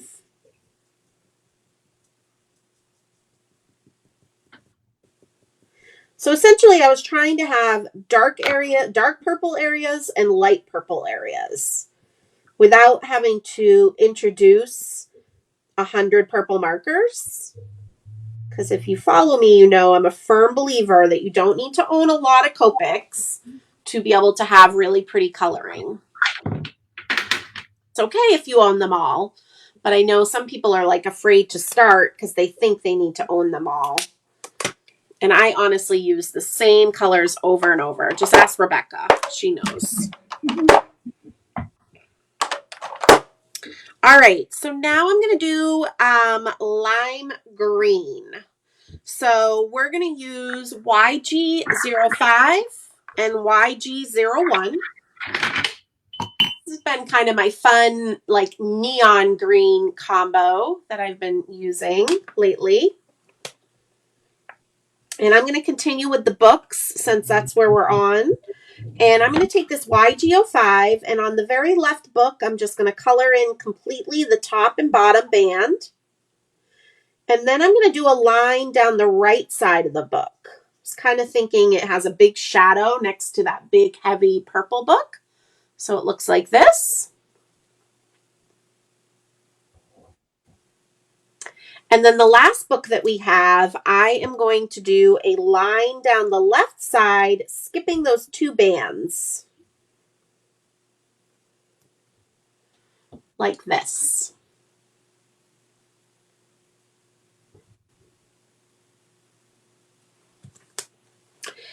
And while we're on greens, I'm going to go to my big potion bottle. And we're going to do a little bit of YG05 on the left side of the label and a little bit of YG05 on the right side of the label. And again, because I was in a crazy coloring mood, I'm going to take that YG05 and just dab the bottom of the inchworm. Oh, this is like the most shading ever, Jen. I know. I must have been in a mood, I'm telling you. Sometimes, I don't know, I just was enjoying myself. It's fun. Yeah. I also really, really love this YGO one because it looks neon. I feel like it has a cool Halloween, like spooky vibe. Yeah, I've really been enjoying it. So now I'm going to take that YGO1 and I'm going to blend out the edge of the YGO5 on the potion bottle. And the edge of the little inchworm. I always try to leave a little white, even on that inchworm, because now when I go to color in what's left on him, I'm just doing one layer of that YGO1, so it'll be a nice bright area. Even though it's small, you do see it.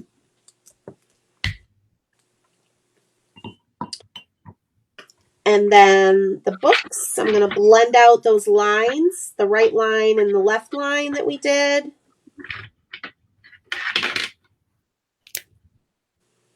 And then the band on that right book, I just did YGO1. So your books will look like this.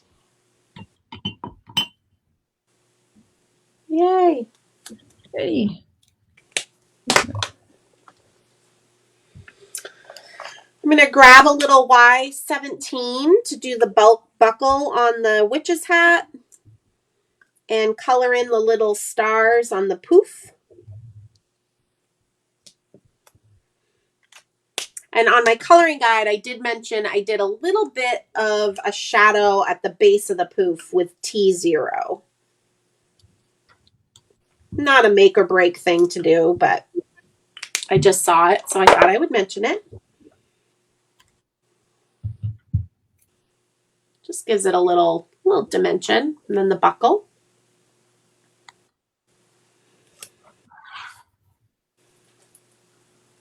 All right, and now we're going to rainbow all the things. One birthday. Moving on to birthday.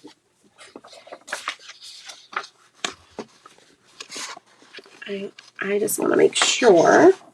There we go. All right, so let's start with our little things. We'll do our balloons last. So I still have my greens out, so I'm going to continue with the greens. It's the same YGO5, YGO1. And on the books, we are going to do the far right book. I'm just going to do a band down that left side of the label. And I'm going to blend that out with the YGO1. And then just YGO1 on the top and bottom. Or not, or keep it white like I did in my coloring guide. It's all good. And then our curly Q noisemaker, I just colored the little mouthpiece YGO5. And then the curly Q of the curly Q, I just traced that with YGO5. So I'll bring it up to the camera. I just did this. And now I'm just going to color the rest in with YGO1. I'm not going to worry if it's blended. It's going to look cute no matter what. Have a good night. Thanks for watching. I know you guys we appreciate you hanging out with us on a late night week on a I know. And then we have our polka dot birthday hat. I'm just going to use the YGO5 to do the background of that hat, not the polka dots, just the background.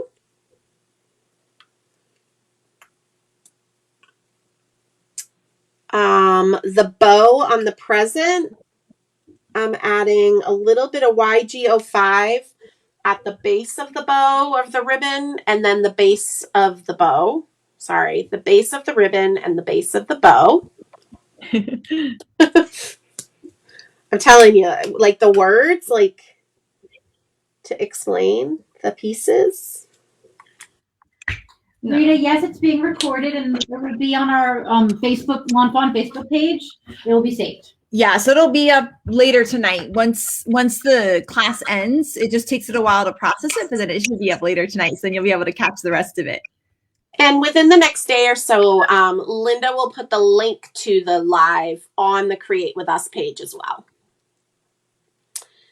And so then on our striped hat, we're essentially going to do a rainbow striped hat. So the third stripe up from the bottom, I did green.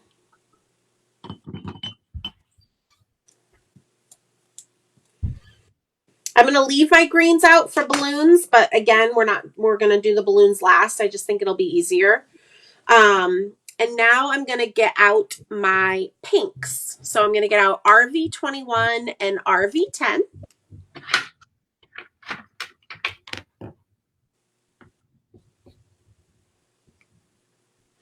And so with the RV21 on that left book, I'm just going to do a line down the left side of the label. And I'm going to blend that out with the RV10. I just wanted it to kind of be a soft pink. And I like the, yeah. No, go for it. I was saying that it's nice that like we're adding these little extra elements, which we have a lot of little birthday elements in different birthday sets, but then you're combining it with the cats, which you've colored all in the same way, but we're going to be able to make a Halloween card and a birthday card. So I just love that that's possible, you know? Yeah, and I picked party animals. Like I knew it was an older set, but I also knew the elements that were in it. There's similar elements in other sets, like party hats and presents. Yeah. We've got lots of party hats and lots of presents. Yeah, you can kind of shop through your stash. Yeah, exactly. Yeah. I mean, I love the party animal set and I use it so much, but I knew you guys would be able to find birthday elements in lots of sets. So I just colored the solid hat pink with the RV21, RV10. And on the other noisemaker, I did the main part of it pink. And I did the mouthpiece and the opening of it orange. So we'll do that in a minute. But I'm just doing the main piece with these pinks. And then we are going to do our stripe on our striped hat. The very first one and the little ball at the top. And then I'll keep my pinks out because, again, we've got balloons. But let me just bring up to the camera what I just did in the pinks so you guys can see. Okay. I have a feeling I did pink on the cake too, but where is my cake? Is it on the, did I forget the cake on the coloring guide? I think so. Oh, I'm sorry, you guys. Let me just look at my sample. Yeah, I did the frosting with the RV21. So if you guys want to just make a little note on your handout.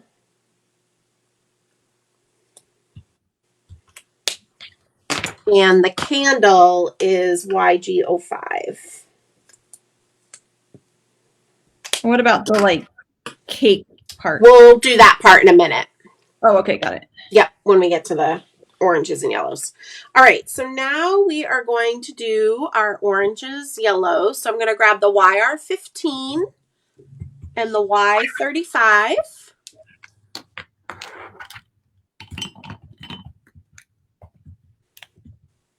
And so for the books, we are going to do the big book with the circular seal. I'm going to take the YR15 and do it on the left side of the band, the left side of the circle, the top band and the bottom band. Let me bring it up to the camera. Hi, Candy. So someone just came into our... You're not late. You're right on time. Yep. And then I'm going to take the Y35 and blend out that band and the circle.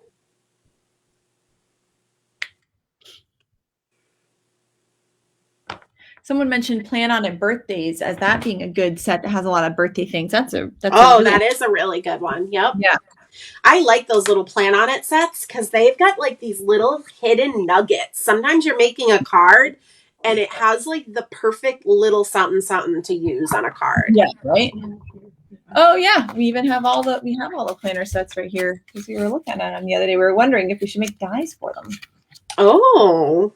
Yeah, look at all these fun birthday elements in this. Oh yeah. And I love using those numbers and like let's say it's, somebody's 20th birthday or whatever. And you could just repetitively stamp 20 as a background and make like your own background. It's really cute. And then somebody was asking about the glitter stuff. Here's what it looks like. And we're going to link it for you too, but this is the liquid stardust. Miles likes, he shakes this. You guys are faster than I can type. So Y35 I use to color the mouthpiece of the noisemaker and the inside of the noisemaker. I'm coloring the flag on the party hat, the solid party hat. And on the little birdie, I forgot to do a little bit of YR15 on the left. And by the left, I mean the right. I was thinking he was facing left, but we're going to do, and I'll bring it up to the camera to show you guys a little bit of YR15. We're getting comments about dies would be great for the which I agree. I want dies for the little ones. Oh, so people keep asking about the shirts. I know we really need to get on the shirt. It's just we never stop wearing it. Well, I know, but it's just so fun.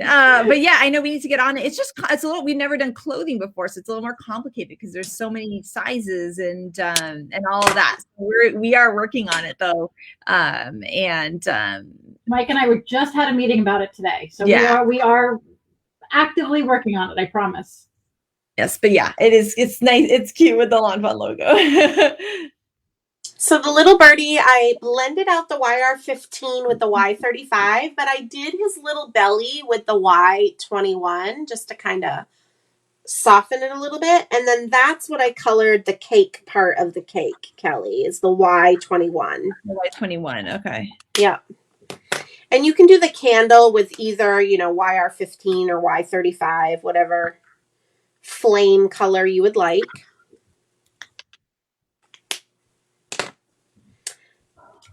And then we're going to get to some teal. You said the best for last, huh? Yep, you know it. You know it. So I used BG13, BG11.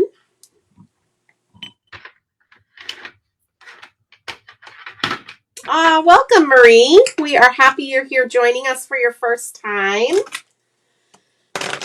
Just a quick recap. We do these Create With Us mini classes around the release. We're going to have another one on October 23rd. And there's a pinned comment, which will bring you to the Create With Us page on lawnfawn's website. And you can find all the handouts and all the information. But let us know if you have any questions. Happy you're here. This is the first time we're doing 2 classes for one release. So we're really excited about that. So we're focusing on Halloween birthday now, and then we're going to have holiday on October 23rd. Yes. So the last book that we have, I colored the bands with BG13.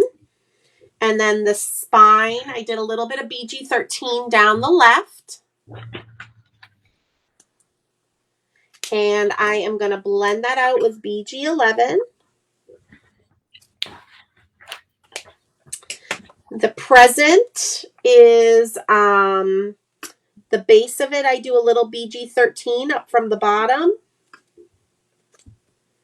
And then I'm going to stop capping. I need to get out of the habit of constantly recapping my markers. 15 years later.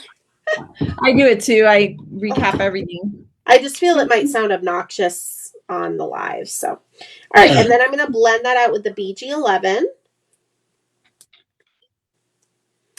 The polka dots on the hat are either of the BGs. I'm going to do BG11 this time. I think last time I did BG13. Does not matter. The little birdie hat has a teal hat with white polka dots. Go ahead, Kelly. Oh, someone's asking if we have any fawn stamps or dies. We do have a lot of deer stamps. We don't have the logo exactly, but we have a very cute new deer that's our cheery deer. That's a one of our paper piecing dies. I'll link that. Yeah, it's really cute. It's really fun. And we featured it some in our giant thank you video, but we're going to do an actual focus video on it coming up in Inspiration Week. And Inspiration Week starts October 6th.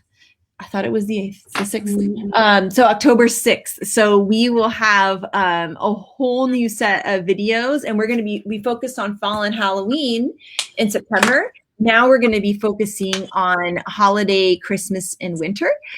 So we're really excited about that. So we've got all of those videos coming up. And so that's going to be awesome. So, and we have a big giveaway on October 6th. So you'll definitely have to stop by the blog for that. Yay. I just finished filling in my rainbow stripes on my party hat. Just so you guys know, I'd kind of forgotten those as I was going with my other colors. And now I am ready to move on to the balloons. So I'm going to start with the teal one since those are the markers I still have open. And now, you know, bigger areas like this or the cauldron, you definitely could use 3 colors of markers if you would like. I just tend to almost always use 2 colors. It's just what I'm used to. And I think you can still make it work. So I'm going to start with the BG13, and I'm going to just bring some color out from the right side.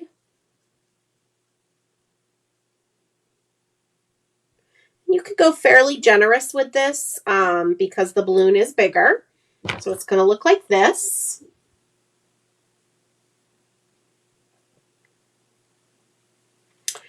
And then what I'm going to do is take the BG11 and only concentrating on that edge of the BG13, I'm going to continuously dab in one little area to get the 2 colors to blend together. And this is essentially what I've been doing all night, but it's hard to see when we're working in such little areas. But you'll notice I'm staying in one little area on the balloon. I'm not going all the way up, all the way down the balloon. I only move once the 2 colors are blended. So here's what it looks like. And then I'll continue with that BG11 and color the rest of the balloon 1 layer. And that's how we get that really pretty gradient on that balloon.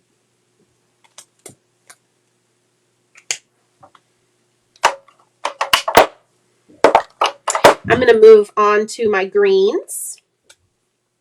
So YG05, YG01, and it's the same exact process. Starting on the right side, bringing some color. Now, Kelly mentioned, you know, she has a hard time flicking her marker. So I just want to show you, this time I'll actually just do, you can just do solid color, like solid stripes, which is essentially what I just did here. You don't always have to flick out. And then I'm going to take that YG01 and continuously dab in one little area until the 2 colors blend. So it looks like this. This is how I'm starting, right? And as soon as I don't see the line from the YG05 in that one little area, that's when I move down the balloon. You don't want to like move down and up and down and up because the alcohol is going to evaporate on you because these are alcohol-based markers. So even if you're coloring with not other alcohol-based markers, it's kind of the same rule of thumb. You want to kind of stay in one little area so it stays saturated so the 2 colors can mix. And so that's blended. And then I will finish filling in with 1 layer of YG01. Now in this case, I have a little bit of an awkward line. Christine, I do see your question. I'll answer it in just 1 second. So I do have a little bit of an awkward line. And if you want to get rid of that, I just take my marker and just dab out some color over that line. And what that's doing is kind of giving an in-between color. And it'll soften that. So I do love the Copic Originals. Those are almost what all my markers are. Maybe Rebecca could link to my Copic 101 tutorial, if you don't mind, Rebecca. Yes, if you just search Shirkus Copic 101, it'll come up. I like them better for many reasons, and I have a really good blog post where I explain it all for you. And what I've done is I have the nice little fine point that comes with the Copic Originals, which is really nice sometimes with smaller images like Lawn Fawn. And then some of my most used colors, I've changed my broad tip to be a brush, but the brush is a lot smaller than a sketch brush. So I find it more controllable, not as much ink is let out. So it's just what I like. But I go over a lot of it in that Copic 101 blog post. And if you have any other questions, I'm happy to answer them for you. Just shoot me an email. And for example, I love the sketch markers. Those are my personal favorite. I do have a couple of these because they're just different ones. Like when there was a sale, or like one time there was actually someone who worked on was going garage sailing and found someone getting rid of like 100 Copic markers, and so we were like, buy them all, and like we all bought them from her, you know. And so I ended up with a mix of them, which totally works too, because you can mix and match them. But my favorite happens to be the sketch. It's definitely personal preference, and if you want to try and buy a color you don't have in the square one, you can try it. And then you can do a mix just like I have, and they totally blend together still too. Yep. Yeah, and an R29 in a sketch and a chow in an original, it's all the same R29. So, and yes, if you have sketch, you can change your bullet tip to be a fine point nib like my originals. Yep, exactly.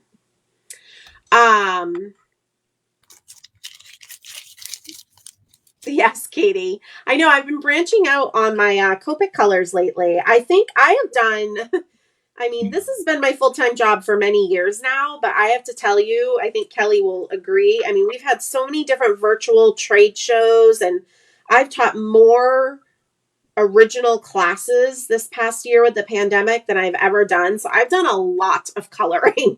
So I have been branching out of my color choices a little bit just to kind of switch things up. Oh, Letitia from our design team is. Hi, Letitia. So I just colored the orange balloon with YR15, Y15, or Y35, YR15, Y35. And I'm going to finish up with my pink balloon with the RV21 and the RV10.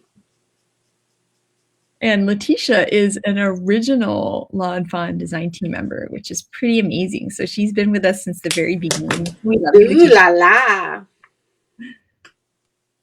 Jen, somebody's asking if you have a list of your go-to Copics. Yes, it's on that Copic 101 blog post. Okay, I share my top 50 that I use the most. And if you start to take online classes with me, you really will see I tend to use the same colors over and over. One, that's truly how I color. And two, I don't want people to feel like they have to constantly be buying new colors to take my classes. But yeah, a lot of them are coming from that top 50 that I share. I'm the same way. I have a tendency to every once in a while branch out, just like you did for the cats. Like, yeah. Thing like this. So here's the card that we made in the intro to Purrfectly Wicked video, and Rebecca will link that video. But that was the same thing to do the little calico. I like use some markers I don't normally use there. There's some fun. I mean, I see you're using a lot of like the olive greens and stuff. I love it. Yeah. It looks so and cute. This is some coloring by Rebecca here. Rebecca is it's really awesome. She's the master of using like 17 markers for one image. For the shelf. Yeah, I can't control it, so I just keep going. It's a problem. Someone says they love that some of our many of our design team members. We have two that have been with us, Letitia and Lynette, since the very beginning, and then honestly, everyone else is at least like 3 years would be the minimum on the team, and like there's a lot of people that are 8, 9 years. So we're very grateful that we get to hang out for so many years. Here's some other. I'm just holding up some cute, Purrfectly Wicked cards while we finish up our coloring here. I did super cute intro video, and this intro video also has this card here, which is a magic picture changer. So this set was actually designed to work with the magic picture changer die. And so you can go from a cauldron of worms to cauldron of candy. So cute. I love it. And I also put on my table, this is on Lawn Fawn's blog today. This is using the kitties. And this is actually all 3 of my boys. And this is Distress ink background, like what we did tonight. And then the wicked words actually glow in the dark. I used the Lawnfawn glow in the dark stencil paste. So I ink blended a strip of cardstock, and then I did a thin layer of the paste, and I let it dry completely. And then I die cut it out with Finleys. So that's how, and if you guys look at the blog post, I was able to actually get a pretty decent picture of the card with the words glowing. So yeah. Yes, our team is our family, and there's a lot of people that worked here at Lawnfawn headquarters we've got some people that have worked for 8 years. There's a couple of people that even worked in our house before we had a real warehouse. So we've got a lot of people. This is the glow in the dark paste. And we have a video about that up as well. The stuff's really cool. That card is gorgeous, Jen, by the way. Thank you. Thank you. And I just have to point out, hopefully Gus isn't listening, but I made him wear the tutu because Jack had to be in the jack-o'-lantern, right? Yeah. And then Miss Starley. Okay, so now I'm going to glitter all the things, okay? I use the Quickie glue pen, which Lawnfawn stocks in their store. It is the best glue pen in the world. I've literally been using this glue pen for over a decade. No other glue pen compares. And then I'm using Lawnfawn Prisma glitter. I keep it in a container, and I've had a lot of people who have been taking my online classes who have said that having it in a bigger container like this has helped make their glittering more clean. So, and I have tips and tricks I'm going to show you as I go on the glittering, because I know a lot of people don't like to use the ultrafine glitter because they think it goes everywhere. And I have to tell you, I literally glitter all the things, and I never have glitter everywhere. Beatrice was asking, how long does it take to dry? And I'm guessing you're wondering about the stencil paste. And Beatrice, honestly, it really depends on where you live. I live on Cape Cod, and it is very humid most of the time, although now we're starting to get that crisp fall air. But I would just say put a really thin coat. It'll probably take like a half hour to 45 minutes-ish. But again, it really depends on where you live.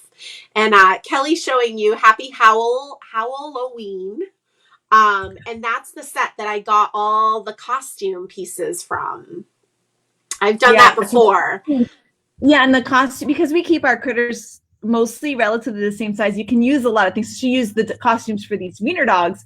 She used them for the kitties. So you can definitely do a lot of mixing and matching with sets. And then Lauren was saying she remembers doing sequins with the sequin sorting machine that my husband Mike created in our living room. He threatens me that I will never be a full. You're not a full funny if you haven't made enough packs of those to like go like a little crazy. But I won't do it. I won't. We don't have the sequin packs anymore for a reason, guys. Everyone was gonna quit. They were hard to make. Did we answer the question about the paste to dry? Yes. Okay. Yes. Yeah. And Jen was mentioning being on a more humid place. I live in a drier place, so it's going to be faster for me. For us, it's about half an hour or so. 20 to 30 minutes. It actually dries quickly here, but we are very dry. Yes. It really just depends on where you live.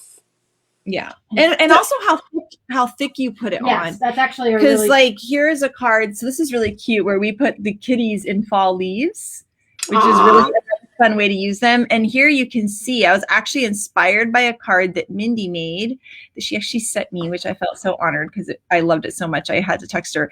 And I have glitter over top of some of the leaves on this. It's the fairy dust. I did a very thin layer. And that was dry in under 20 minutes. Yeah, that dried very quickly. But then when I did this, which are glow in the dark stars, I did it really thick because I wanted them to really stand out. And that took longer.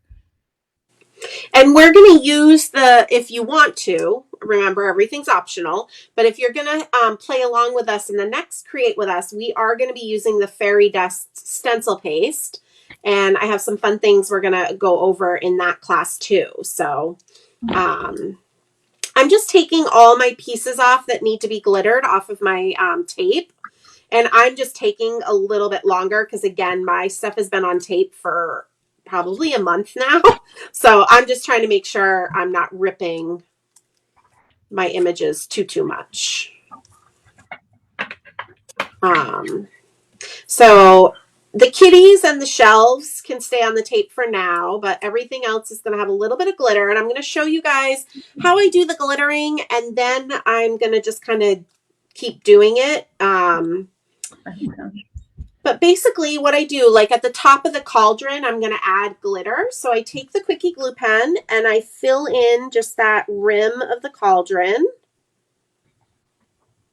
And then I take the cauldron and I'm just going to dip into the glitter, straight in, straight out. You can kind of see there's a lot kind of clinging to the paper. I take the edge of my pen and I tap it. And then it's all gone, all sparkly. It's pretty much dry right when that glitter is on there. That's what's so great about the Quickie glue pen. What's also great about the Quickie glue pen is the detail that you can get. You can trace little words, or like on these books, I'm just kind of doing like half circle around the book. It just is really nice, the detail that you can get, because it doesn't let too much glue out. So cute. And I literally glitter all the things. Go ahead, Kelly. I was gonna say, one thing to note about the glue, this glue, is that it's glue for more like glitter like this. It's not for actually adhering. Yeah, it's not really strong enough to do paper to paper gluing. I literally only use this glue pen for ultrafine glitter. And I'll tell you on the handout, I do list out what I glitter. So I know we're just kind of chit-chatting and I'm just glittering the things. But on the handout, I do list out what is glittered so that you'll have that information too. Because I know usually everybody kind of wants to do exactly like what the teacher did. And if you use tweezers, go ahead and use tweezers. I just don't. My hands work better just using my hands, but this is something that tweezers would be really nice too. Go ahead, Rebecca. Gail asked a question about how to use the paste without a stencil, and Mindy answered it. I want to thank Mindy for answering it, but that's kind of what I would do. Just like a thin smear. Actually, there's a card, if you look, which you should check it out if you didn't see it, because, oh my gosh. Grace did this slimline card that had all of her houses. It had the mushroom house, the acorn house, and the brand new pumpkin house with the fairies. It's like, I'm obsessed with this card. I want to make it so much. But on the fairy wings, she also made a glow in the dark card, and she actually painted with a paintbrush the stencil paste on the fairy wing, and then now the fairy wings glow. So there's other ways to use it, which is really fun too, not just with stencils. Like the pearl would be really cool, smeared with a palette knife, like on the stitched hillsides, and you can make like your own like snowy, and even the fairy dust, like make your own snow hillsides. And done that on the scallop treat box when we make the houses. I've used white to make like snow on the top of the roofs, and and stuff like that, and that's just using like a palette knife to smear that on. And just think about, I mean, again, these letters were die cut, and it has the glow in the dark, but I could have used any of the stencil paste and die cut any of the things. Like, just think about all the standalone dies that lawnfawn has, like snowflakes and Christmas lights, and I mean, really, you could just do all kinds of fun stuff. So it doesn't have to be with just stencils. And somebody said that they didn't know about the glitter and saw it on one of the videos. Now they use it on everything. The more glitter, the better. Yeah. Yay! Yes. If you take classes with me, you will be glittering all the things before you know it. And here's that card glowing, so you guys can see that. Oh, thanks for bringing it up. I went into my bathroom closet to take that photo.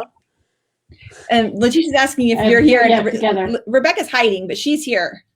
Hi. I'm not camera ready. I'm trying to find Grace's card for you guys to see too, because it's like, wowza. Let's see. It's one of those where you like, oh, I can't wait to remake this card because it's so cool. Did you find it? I'm still looking. Sorry, I'm scrolling through the blog, guys. We post a lot of things. Yeah. Which is awesome because there's lots of cool cards. So many good inspiration, yeah. Oh my gosh, yeah. We post every single day. I mean, we have, gosh, at least 3 videos a week. So there's always lots and lots of stuff. Maybe it's amazing. Oh, no, here it is. Here it is. So, Thanks, Eric. Oh, am I? I'm somehow playing a lawnfawn by mistake. Okay, and then here is where it's a little hard to see because I'm holding my phone up to a camera. But oh, wow. Fairy wings with the stencil paste, and that's how they're so cool. And then here is that card. That was the glowing one, and then here's the one with the 3 houses. That's amazing. Isn't that pretty? I love that card. Oh. I love those little houses so much. All right. I glittered all the things. Somebody say the lawnfawn song. Yep. Yep. My daughter can hear it a mile away. All right. It's a happy song. So now we want to check our backgrounds, right? And make sure that they're dry enough to do some stenciling, which mine are. And I'm using the Wendy Vecchi magnetic board. Love this thing for stenciling. It just makes it so quick and easy because you don't need to like tape down or spray anything on your card. It has those really nice strong magnets. And we're going to be using the lawnfawn plaid stencils, but we're actually only going to use one. We're going to use the skinny plaid. Just kind of wanted to give you guys a different look and idea with your plaid stencils. I like that you can use these separately. Yeah, it's you like also use them together, but not rotate it, so you just have diagonal stripes, which is fun. So I'm just laying the stencil over my purple background, and I'm just going to kind of start to put my magnets down to hold this into place. Doesn't really matter where. We're going to end up moving the magnets. Now, my trick when I am ink blending in this stencil, what I like to do is use an ink blending tool with the domed foam. And I actually like to just like wipe back and forth. And that way, you know, you're not doing any circular motion where you could kind of bunch up the stencil when you're working with it. I'll show you guys what I mean. I'll do the brush, yeah. I just don't know what color we're doing, actually. So I'm just using black soot distress ink. You could really use any water-based dye ink for this. And I'm just going to take the tool and just go back and forth. And I kind of just do wherever, you know, I can get in before I move my magnets. And what's nice about this is because the stencil's made out of plastic, I'm able to just keep picking up the color from the stencil. I don't need to keep going back into my ink pad. Now that I have everything blended where I could fit, I know it looks really messy, but now that I have it all blended where I could fit around my magnets, I'm going to just start to pick up a magnet, move it, and blend where that magnet was. Somebody suggested a fairy house for spring. And then I love that Eric, that your spouse knows the lawnfawn song. And Katie, I'm so glad that you've joined us in this hobby. It is definitely a happy place with wonderful people. So very supportive of people. Yeah.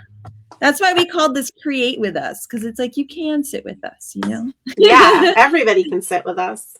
Yeah. So now what I'm going to do, my stencil's very inky and messy, so just be careful.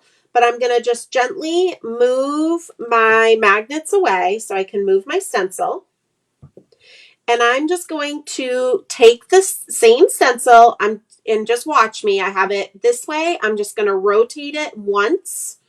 You can rotate it to the left or to the right. It doesn't matter. I'm going to place it back down. Put some magnets in place. And then I'm going to wipe my ink again. And honestly, I probably don't even need to go back into my ink pad because I've got a lot of ink on this stencil. And I want to mention, I don't have the dome foam, so I'm just using a brush, although it is a workout, guys. And then I'm kind of like embarrassed that this is such a workout. Like maybe I need to actually work out and not just ink blend. So in my Happy Hugs online class, Kelly, we used the plaid stencils, and I kind of was sharing it with everybody this trick of just being able to wipe, and people really liked it because there was just less chance of your stencil moving on you. Yeah, no, I want to try that myself. I'm gonna have to try those domed foams. So we don't use pixie spray. We don't have it. Yeah. I don't know. We don't own it. Somebody's asking about the pixie spray. And what I do, I put just a small line of tape run around the back of my card and just tape it down. Jen just uses the magnets. So the pixie spray can be obviously very handy if you have it, but if you don't, it's really easy to just use the magnets. And then I use a little tape runner, or just be creative with your magnet placement. And we just don't have it to try it. To even say, And then the way that I'm going to clean my stencil, you guys, is I'm actually going to spray some rubbing alcohol on the stencil, and I'm just going to wipe it with my cloth. And the reason why I like to use the rubbing alcohol is because it's going to help get all the ink off, but it dries right away. So now when I go to use my stencil again on my teal card, I'm not going to have a wet stencil that I'm like waiting for. And the wet we know is going to react with our background. And so I just use a little bit of rubbing alcohol. That is smart. I have never tried that before. Learn something new every day. Kelly, aren't you so glad you came to class? I am so glad I came to class. And I'm still ink blending because I've got my brush here that's taking my work here, but I'm well, I was going to say that's the other thing too, just so about the domed foam and just wiping. It's so fast. It's so much faster than, like, you can just see the difference between what you and I. Yeah. I'm just now rotated the stencil. Oh yeah, that's a big difference. So I'll wait 1 minute. So, no, I think I'm sure people can. Okay. Because you're going to repeat the same thing. So Letitia said she has pixie spray but doesn't use it. She uses washi or purple tape. And Mindy said that the Make Art Station has been a game changer. I'm going to agree with Mindy. Yeah, the Make Art Station. I do both, but that Make Art Station has been a game changer. Full disclosure, I mean, I've had my Make Art Station before pandemic hit. I was traveling and teaching with them. And full disclosure, my very first one was given to me from Ranger. They just asked me to try it out, but I've bought in probably 10 of them now for my classes. I love them, you guys. I have the small and I have the big, which is really nice if you work with slimline stencils. One other thing about it is it has a magnetic ruler. So if you want to like line up a sentiment nice and straight, I put the ruler down, and you can this word wicked.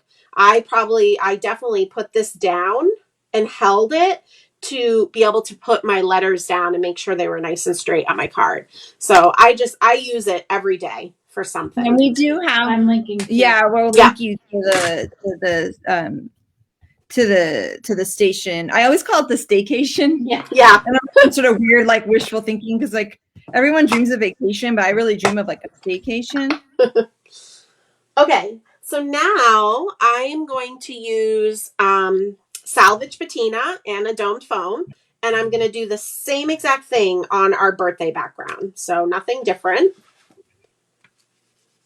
I do find, because obviously salvage patina is a lighter color than black soot, I'm going to have to give it a few more rubs. And, re-ink my domed foam a little bit more, but it's still going to be really nice and easy.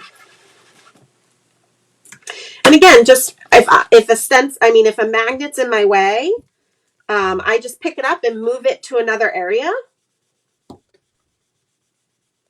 And the magnets are really nice and strong, but not like scary strong, if that makes sense. Not the kind that clip your fingers. Yeah. The misty. The misty magnets are. I love that they're strong, but sometimes I've got misty magnet injuries. And then again, once we get one done, I'm just going to pick up my stencil, rotate it 90 degrees one way or the other, doesn't matter, and then do the other way. And again, I just thought this was fun to show you guys how your plaid stencil set, you don't have to use them both together. And we could have done this with the thicker stripes as well. I just thought there was a lot going on with our water droplets and inky background. I just kind of wanted to add just a little something. Just a little something, something. Okay, I'm going to go and wash my stencil because I don't. Well, I think I have rubbing alcohol, but it's like there's kind of, it's in a huge bottle. There's not that much left, but I will be right back. Oh, or Rebecca's going to. Thank you, Rebecca. Oh, yeah, someone says Waffle Flower has some stenciling mats, so that sounds cool. Oh. I think they might have just came out with them. I haven't looked into them.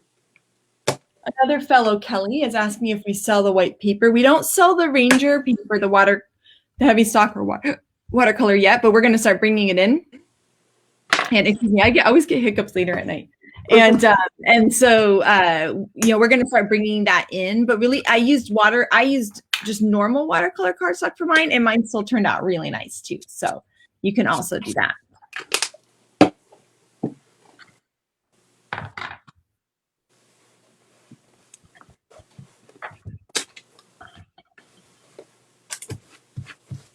So I'm just wiping my stencil off. It's good and dry. Oh, thank you.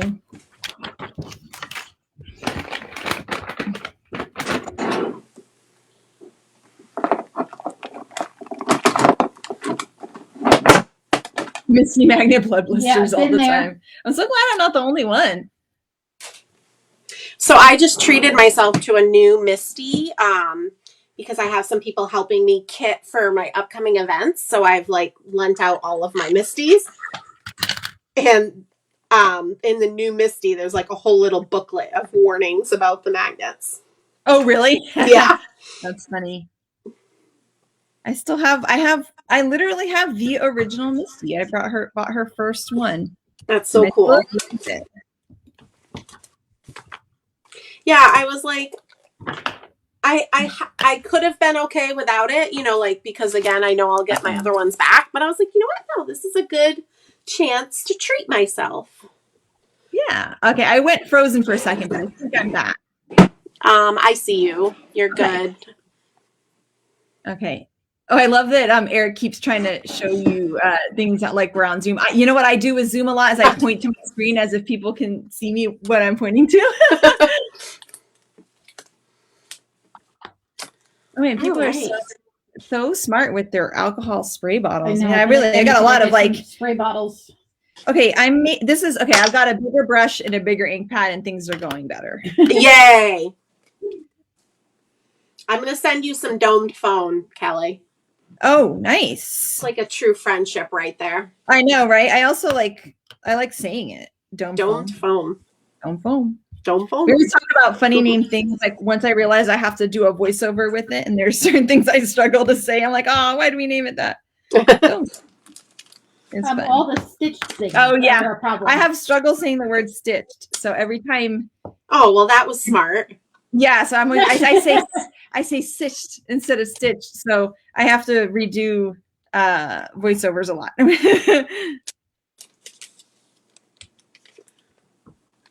All right. Think I should start assembling, Kelly? I think so. I'm almost done with my background, and I was very slow. So I have a feeling everyone else is doing well. So part of the kit pieces was just to have a piece of black cardstock and white cardstock a little bit bigger. And on the white cardstock, what I'm going to do is stamp along the bottom. I hope your Halloween is awesome. So I'm going to get that out that I just put away, you know.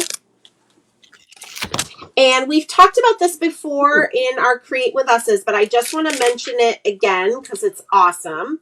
The Lawn Fawn sentiment stamps are cut into blocks. So like, hope your Halloween is awesome. The word awesome is separate. So because it's in a block, it's really easy to just butt up the two so that they touch each other. And it gives it the perfect spacing between the word that's supposed to be there.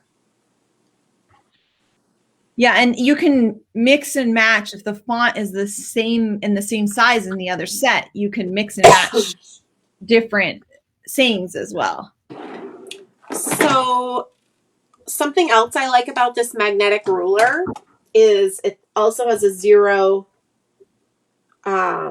centering guide on it. So I'm just kind of making sure left to right I've put my sentiment down correctly. And oh my gosh, I did. I tell you, this is why I don't measure as much, Kelly, because my eyeballs don't fail me very often. I used to be really good at it, and then I got vertigo. Oh, and yeah. I didn't line up anything anymore. And I was like, I might have a special weird talent that I could like line up things perfectly just by eyeballing them. And now I definitely don't have that talent. But yeah, now with the vertigo, I'm finding everything's off a little bit no matter what I do. So I'm just stamping the sentiment in black. I love this set so much. These cats are just so cute. Somebody wants to know that why the word wicked is not in the sentiment, Jen? I'm working on it. I'm working on it. Don't you worry. I will not let you down. Eric wants to know if we shade the bottom of the white piece. Not yet, Eric. I actually stamped my sentiment first, and that way I will know not to shadow, not to ink blend too much. Oh, I all the way in there. Yeah. And I also wanted to show you, Jen was mentioning that the ruler on the what I call the staycation, the station has a 0, yes. But the lawnfawn ruler also has a 0. So if you have this ruler, it has a 0. And if you ever need encouragement, you can just read it because you are awesome beyond measure. So it's awesome. But you can use that 0 as well if that's helpful. So now I'm going to take a blender brush and black soot. And I like to blend on glass. I actually found it is much smoother than even working on a craft sheet, which that comes from me after using a craft sheet for 100 years.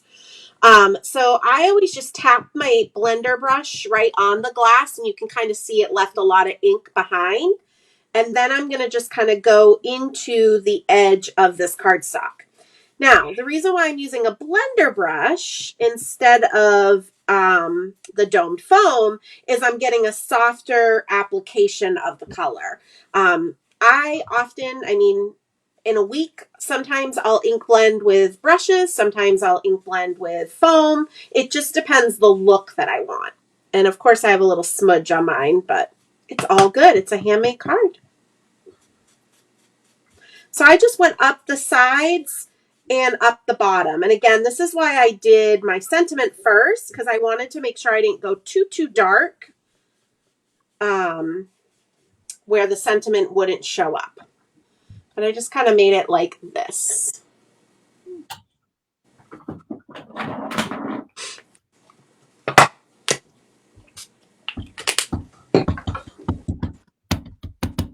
Just going to clean off my area because of the inking.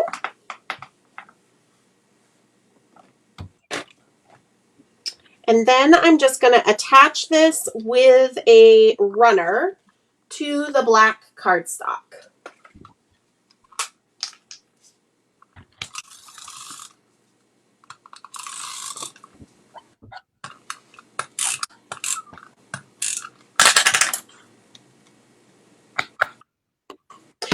And if you guys noticed, if you did, kit to play along with us, or even just looked at the handout, I purposely did the same exact layout for both cards, because I just wanted to remind you guys that you don't always have to reinvent the wheel. And a Halloween card, you could use the same layout on a birthday card or a holiday card. Just having that band across is just kind of a nice foundation to start with. And then, of course, this one had balloons and this one had the cauldron. But I just wanted to kind of point that out to you guys. Like, I even started to kind of like come up with a whole nother layout. And I was like, no, this actually would be really nice to show people that you don't always have to come up with something new. That's so true. If you're ever like, sometimes you get to the craft room and it's like hard to come up with an idea, or you're just struggling, look at an older card of yours that you love and use that layout and just change the colors like we're doing today. And all of a sudden your fall card is a birthday card, and you were able to kind of get crafting and stuff, and that'll get the creativity going as well. For sure. And go ahead. Is there a flat on there, Jen? I did all the white. Yeah, that strip is all flat. Now we're going to start popping up all the things. Okay, I just wanted to make sure. Hold on, that worries me that you didn't use any foam tape. I know, right? But now everything else is popped up. Okay, all right, I feel better. Which also on the handout, it explains what's popped up and what isn't too. So. Oh, great. And I think basically the handout says everything but the strips. So I'm going to put the little witch hat on the Calico Kitty.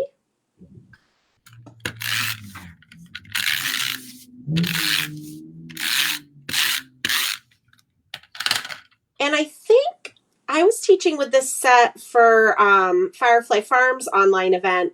And I think somebody actually cut slits in the hat so the cat ears could poke through, which I think is such a cute idea. That is really cute. Oh my goodness. I was like, oh, that's a really cute idea.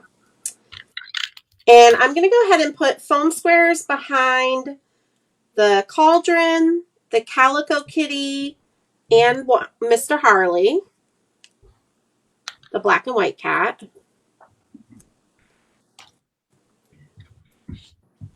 Oh, you know what? Before you put foam squares on your cauldron, sorry, you guys. I'll tell you about that in just a minute. Let me just finish Mr. Harley. So on the cauldron is where I stamped the word wicked. So what's fun about this sentiment is it's that little carrot with the wicked. So you're kind of inserting it into your sentiments. So I tucked it up here in the cauldron, which also gives you guys the opportunity that if you didn't want to have that on your card, you could skip this part. My feelings won't be that hurt. But I thought it was really fun to kind of stick that word wicked up on the cauldron. So I'm going to use a little lawn fawn block, because whenever I do little sentiments, I just use little acrylic blocks. And I'm going to stamp that right. I'm kind of putting the cauldron over the is awesome, so I can kind of get an idea of where to stamp it. I love, people are saying that they love the interchangeable themes with the same basic background. And then Letitia says foam tape is her favorite card accessory, which I really like that.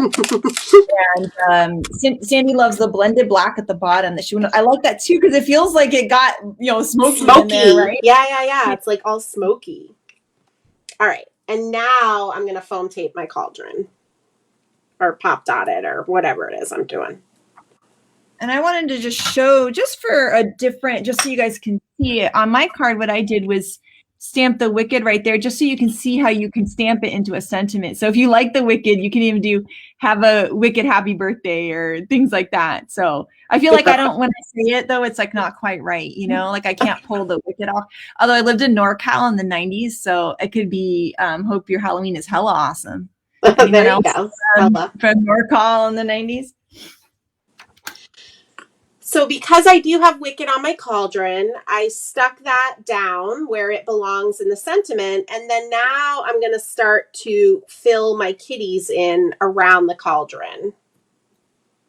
I am putting my Calico Kitty a little bit farther back to cover up that little smudge that I got on my card. Because, you know, there's always fixes in card making. Only chances for embellishment, right? Yep. And then the little yellow sparkly doodads that were part of your kit to stamp. I'm going to put some foam squares on those.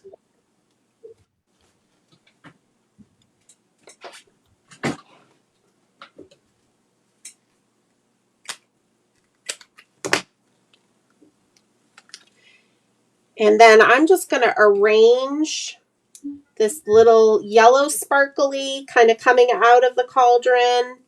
And then we've got our little poof coming out of the cauldron too. Oh, there's another, Letitia knows, she knows NorCal in the 90s with our Hellas. Everything was Hella. And I'm going to wait to put this last little yellow sparkle because that can pretty much go anywhere. And I want to make sure that I have enough room for my shelf and all the cute things that are going to go up there.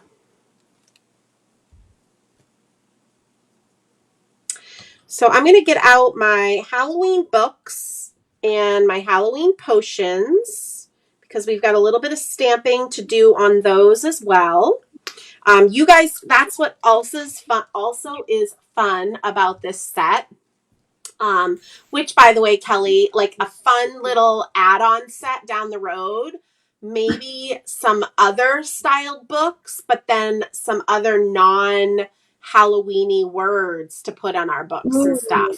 Oh, like, okay. I know, I thought like our love potion number 9 for Valentine's. Yeah. Or even like back to school, maybe, and then you could do, I don't know. Yeah. Just or the little, somebody likes essential oils, you know? Or something. Yeah, anything. My favorite part of this whole stamp set is putting stuff on the shelf. I don't know why, but I find it very fun. Honestly, it's the most like interior decorating that I do, so... All right, I'm going to stamp tricks on my really small green book. But again, you guys can stamp whatever you would like. That's the fun part of this. And the reason why I didn't have you guys stamp when you were doing your homework is I personally just like to kind of get my Copic coloring done and then stamp over it. I feel like the words come out a little bit crisper. And then I just thought that's when we could talk about how fun it is that we could have all different words and stuff. So, and then my big potion bottle is going to be filled with bat wings. But you could have... Someone's going to add their favorite mice. I love that. Oh, yay. The mice would definitely... And they're going to be up in new adventures come springtime. So, yeah. Mindy's still hoping for the most adorable animal that I can't say its name. The quokka. That's it. I didn't know what it was till our last one of these create with us, and I had to Google it, and I was thinking it's the most adorable thing I've ever seen. I know. I'm like, I don't think we can make it cuter than what nature already made it. Lawnfawn makes everything cuter. What are you talking about? Have you seen one of those quokkas though? They're so adorable. They look like a Lawnfawn character. Like they're not in real life. They're just so cute. So people might not have noticed that you just dropped a hint for the spring. But I did just drop a hint for the spring. I was actually looking at that set earlier and I was like, oh my gosh, I can't wait. Oh, because you saw it in the... Oh, that's right, because you saw it in the fold. Yeah, I saw it in the folder. Yeah, it is very cute. Like, so, I kind of want it now. Oh, I had to think about it. I'm like, wait, which set are we talking about? So I'm going to take the books, you guys, and I'm going to line it up. I'm not sticking them down or anything, but I'm just kind of putting them just down from the top of the card. And then that way I'll know where my shelf should go. So then I'll stick the shelf down.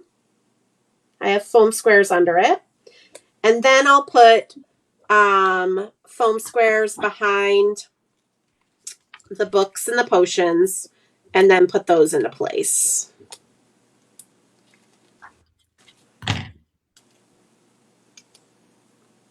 And for some reason, every time I put these potions, I like tipping one of the jars over. I don't know. It just makes me happy.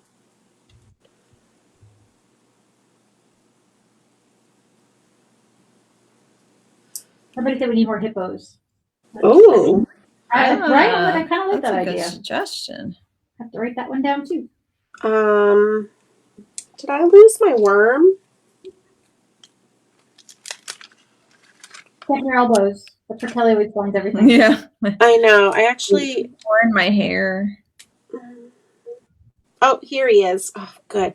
I love this little worm. He's been like my favorite little thing to kind of like Where's Waldo with him. Like stick it. Like if you look at my Wicked card, he's on this card. You guys might not even have noticed, but he's on here. He's just like hanging out. Yeah. I just always you stick them in these little corners or right in the middle. Yeah, I just love hiding him. I don't know. It's like my new fun thing.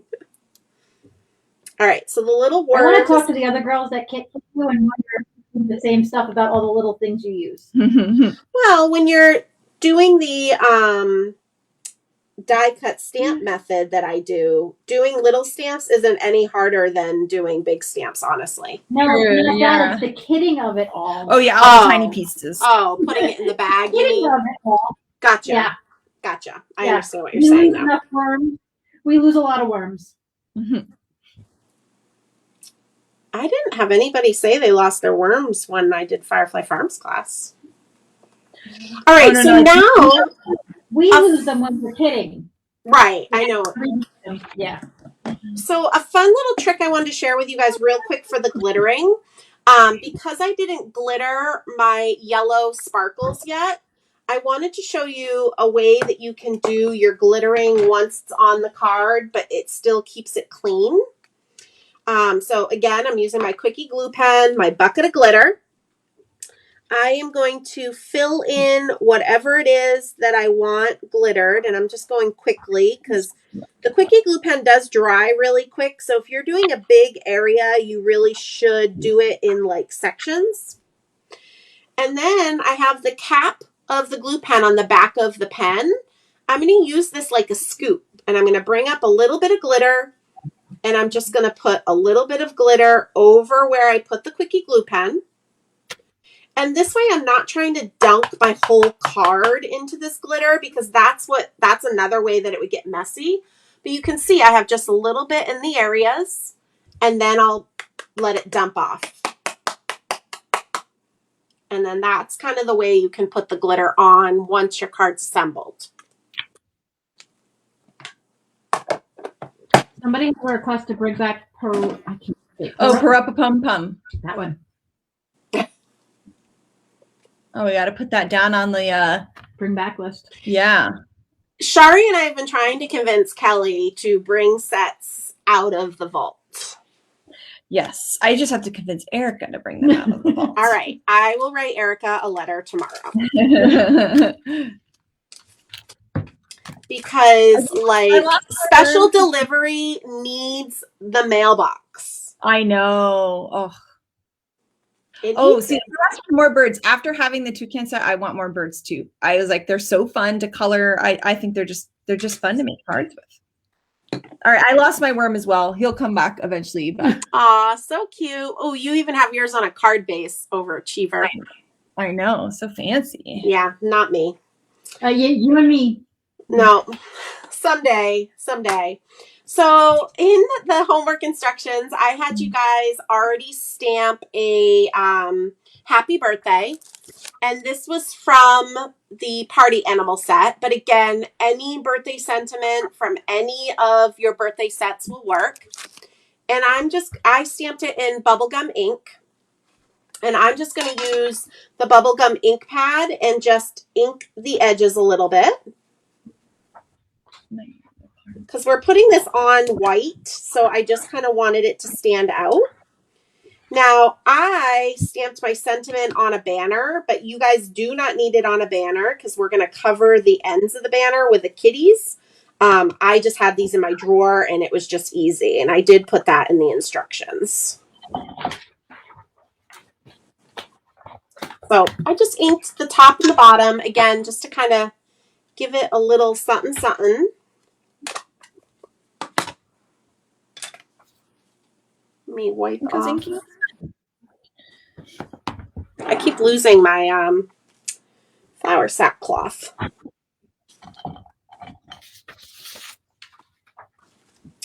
All right, so I'm gonna start by putting my white paper down.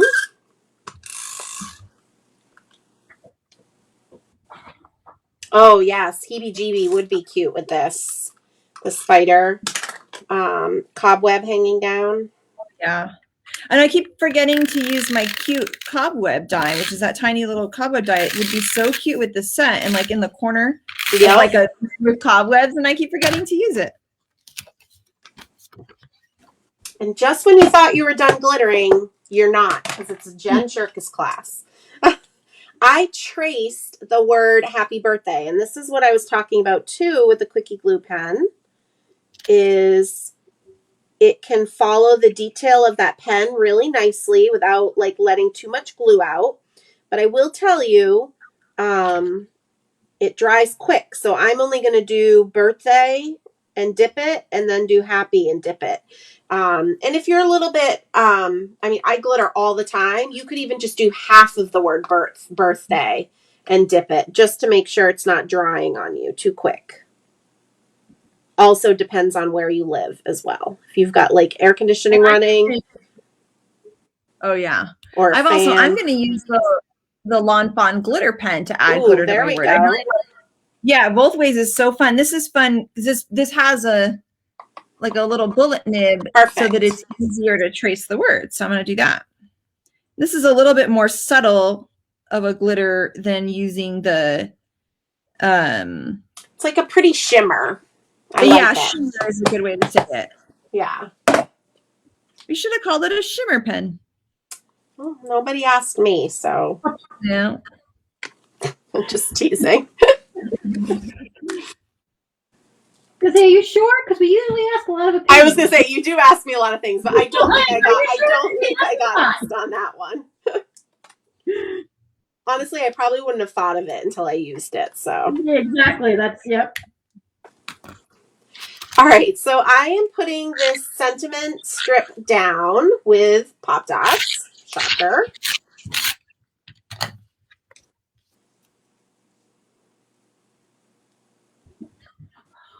And then I'm going to start to build the kitties around it, but I want to decorate the kitties first, get them dressed up for the party.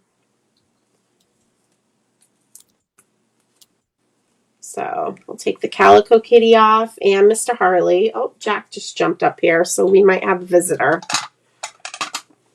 Hi, Jack. Good night, Eric. Night, Eric. No, thank you guys for staying up late night crafts with us. Thank you, guys.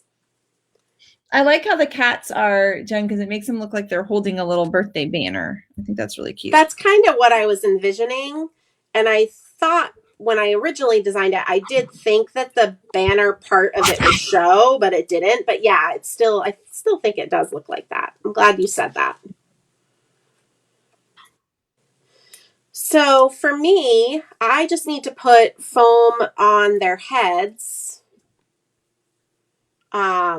because they're going to be overlapping the banner. So we'll just put glue tube on their bums, basically.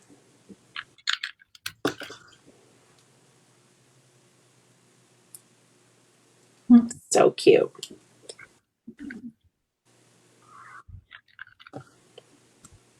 And I said I was going to decorate them, and I didn't, but we'll decorate them now. Did you have a question, Rebecca? I missed it. No, Mindy said she feels like shopping. What should she get? Maybe some glitter. I was saying glitter all the things. Glitter everything. All the glitters. Do you not have Prisma glitter, Mindy? And you took an in-person class with me. All right, so I'm adding the little polka dot hat to the calico kitty. Put a little glue tube on the rim of the hat, and I put a little foam square behind the top. And then the rainbow stripe is going behind or on Harley.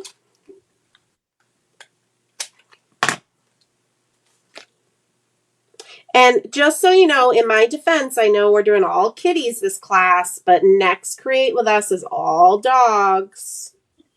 We actually said that this release. We were so glad that we had both cats and dogs, because anytime we come out with either just cats or either just dogs, cat people write us or dog people write us. And now everybody's happy. Although I know we don't have all the dog breeds, but the dog's sort of like a general-ish, wiener-ish dog. Oh, thank you so much, Raquel. Aw, well, Beatrice, I'm glad you're having so much fun with us. We're on the same time zone. Yes, it's almost 11 here. We are wrapping up. So for the balloons, you guys, what I actually did is I started by gluing them into a bunch. So I'm going to kind of take the glue tube and dab a little bit on the pink balloon in the lower right corner, and I'll add the green to that. And then the orange balloon is going to go behind these guys. So I'm just kind of building my balloon bunch loosely in my hand.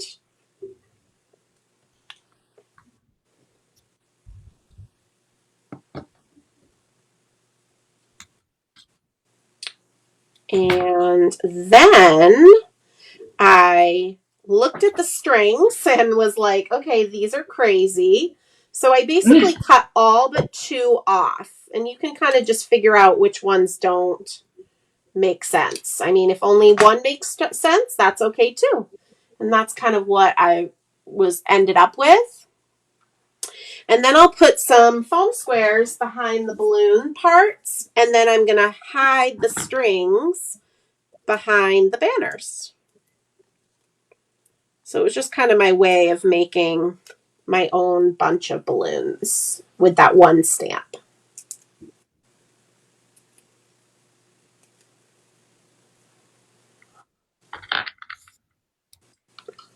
So cute. And we're going to do the shelf the same way, although I did put it a little bit lower on this card, but I like to put the shelf on first. So just make sure you're giving yourself enough room for those books, because you also have the kitty. You know, Jack's up on the shelf, so getting into things like he does. And I did something kind of funny. I cut off one of the strings and then I just lowered it, so there's still like 4 strings coming out, but just looks less. That's a good crazy idea. Yeah, that's a good idea. When I saw the piece fly off, I was like, oh, I can do that. I know, still a little crazy looking, but that's okay. So I'm going to add the shelf, and then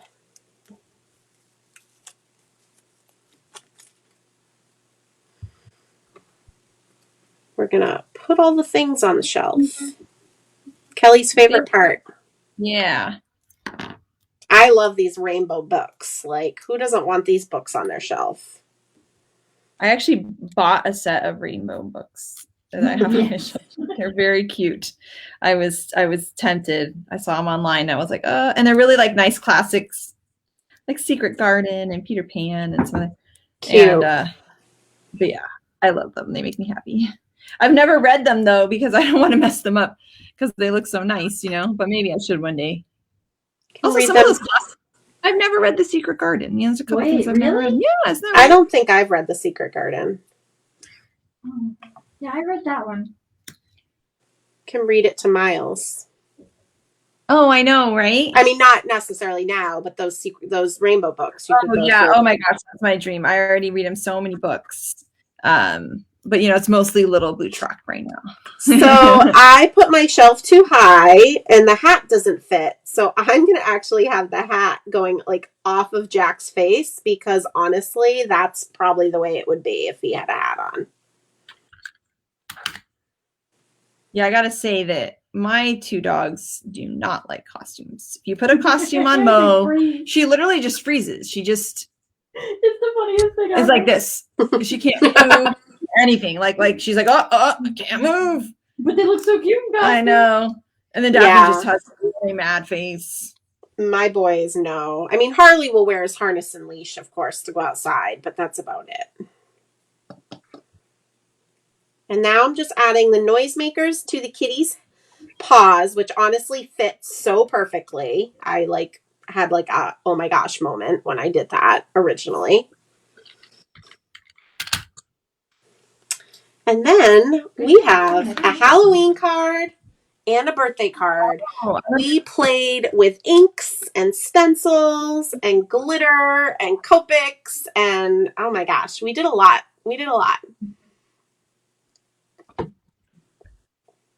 Yay, they look so good, Kelly.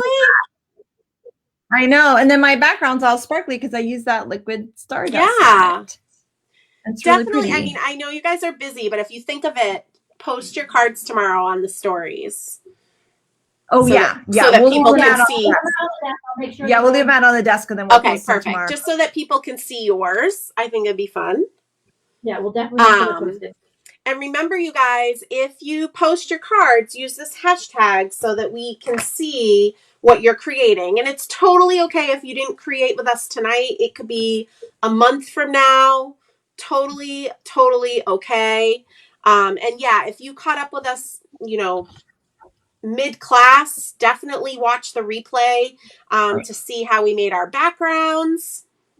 Yeah, a lot of people are saying that they want to go back and watch how the backgrounds are made. And before I switch the camera, I just want to show you guys. So this is what we're going to make for October 23rd.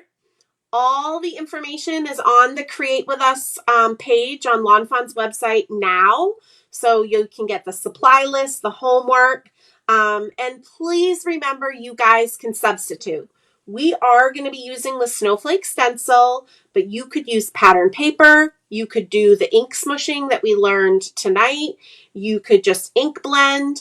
And because we are using the stencil paste, I gave you guys step-by-step instructions. If you want to do that ahead of time, you can. But if you don't want to do it ahead of time, I'm going to go through that during class. And then you'll just assemble your cards later because the dry time, your backgrounds might not be dry in time, but you can do it either way. But I put instructions in that handout for you with step-by-step photos and stuff like that. So you can have all the information you guys will need. Yes. Yeah, this would be some fun paper to try. Our new Let It Shine snowflakes that have the silver could also be fun if you're not up for stenciling yet. This is would be a really fun background, and that foil is so pretty. Yeah, for sure. Oh, Debbie, who is LFHQ Fawny here, and she likes the three split too. I think it's been really fun. Yeah, I kind of liked this setup. I feel like there was enough space for you guys to see what I was doing, so I really liked being able to see both of us. You guys can use any product you want to create your cards. If we've inspired you to create something, then that's all we want to do. Yeah, so you can use anything, mix and match, and just have fun. We just want you guys to have fun and hang out with us. Honestly, we miss Jen and I miss getting to be together in person and all that. And we hope that this is a fun way to get to craft with friends that are happy and supportive. And we want you to use whatever you have in your stash. Yeah. So, and just remember, if this was your first Create With Us, you guys can go back to that Create With Us website. And we did a class with Bubbles of Joy, right, Kelly? Bubbles of Joy. Bubbles of Joy. Yeah, my class was called Bubbles of Fun. I get confused. And we did Tropical Vibes. And we did Happy Hugs. Yes. Or We scoot, do- no, scooting by. No, the Scooting scooter. by. Happy Hugs was your class. Yeah, we Yeah. scooting by. You can do it, and Bubbles of Joy. Yes. And those Perfect. are our Create With Us class. And those are these free classes that we offer when we do a release, or in this case, we're doing 2 classes with 1 release. And then Jen, if you want to talk about your upcoming Thank you. classes. Yeah. Real quick on when you guys download the handout, which of course mine is all disheveled right now. But when you download the handout on the front page, I have a link for you to my website, which is shirkus.com. And I do all kinds of online classes. And I have to just say, I didn't see Shari tonight. I think she was probably busy. But Shari and I are really, really good friends. She lives in North Carolina. I live in Massachusetts, but we talk to each other all the time. And I somehow convinced her to do an online class with me. It is actually next Saturday. So not this Saturday, next Saturday, October 9th. It's Happy Harvest. Shari and I are slightly obsessed with that adorable little scarecrow. And so we're using him with some of the new sets. We're using Purrfectly Wicked, and You Ought to Know. And we're going to be making 4 cards, a Swish and Pop card. We're going to be playing with distress inks. It's just going to be wicked fun. I will just say we're really, really close to hitting a goal of how many people are going to take the class with us. And if we hit that, I am going to be giving away a $50 gift certificate to Lawnfawn's website. So definitely check it out. The classes are affordable. Shari and my class is $20, but all the other classes are only $18. And you get handouts just like tonight's with coloring guides. And then each of the classes take place in private Facebook groups, and they really become like these really fun little communities where we all share what we created after class. And again, everybody substitutes, everybody uses what they have. And the most important thing is we're actually making cards. Instead of just petting all of our supplies, we're having a lot of fun with them. So we would love for you guys to join us, and find me on my website and I can answer any questions for you. I've been linking the classes too, Jen. So they're Thank all you in so much, Rebecca. I really appreciate that. And the Joyful Holiday classes are linked in the comments. I've seen Shari's cards for their Happy Harvest. They are very cute. They are so cute. I am so excited. And the Joyful Holiday class that I'm teaching by myself, it's the same sets that we're using in the Create With Us class. So I try really hard to do that so that you guys are getting so many ideas, so much inspiration with the supplies that you're possibly getting to take a class with us. So thank you. Yeah, lots of people saying how much they enjoy your classes and their kids enjoy them, and it's really wonderful. Been such a fun year, I have to say. My very first online class that I did was last October. It was A Creature Was Stirring with the little baking mice. And I was talking to Shari about it. Like, it's just so cool to me that people from all over the world are now able to take classes with me. And we're all learning so many fun things together. And it's just been a really fun year, I have to say. I miss being in person with people, but this is definitely filled the void for sure. Oh yeah, for sure. And someone else was mentioning new YouTube videos. So we do have our next Inspiration Week. That's going to be, so we had a big release on September 16th, and that included all of our fall, Halloween, winter, Christmas holiday product. And so at first we featured fall and Halloween because that comes first. And then now starting October 6th, we're going to be featuring our fall, or our winter sets, excuse me. So our Christmas holiday winter sets. So we're really excited about that. And so those videos are posted on our YouTube channel. You can go to our blog every day. There's prizes every single day. And the first day is like a super mega prize. So definitely check it out. And we'll have a lot of stuff coming on there. And that'll be, you'll hear from me and Shari during those videos. And then you can go hang out with Shari and Jen in the Happy Harvest class. Yeah, I can't wait. I think Shari's going to really like teaching, actually. I secretly want her to like it, so she'll do some more classes with me. Like, not all the time, but just a few here and there, because it's just really fun to kind of plan this out with her. Thank you so much, Deanna. Oh my gosh, we really appreciate all of your kind comments and that you guys have been enjoying these classes. They really just, it makes our day that you guys come out and hang with us. And we know it's a late night for a lot of you guys, so we really appreciate it. Our October 23rd one, it starts at 10 a.m. Pacific, 1 p.m. Yep, Eastern. 1 p.m. Eastern. So, right, a good time on a Saturday. Come hang out with us. And so, yeah, we try to switch it up because we do have people joining in with us from all over. So it'll never be perfect for everybody, but just know you always can catch the replays.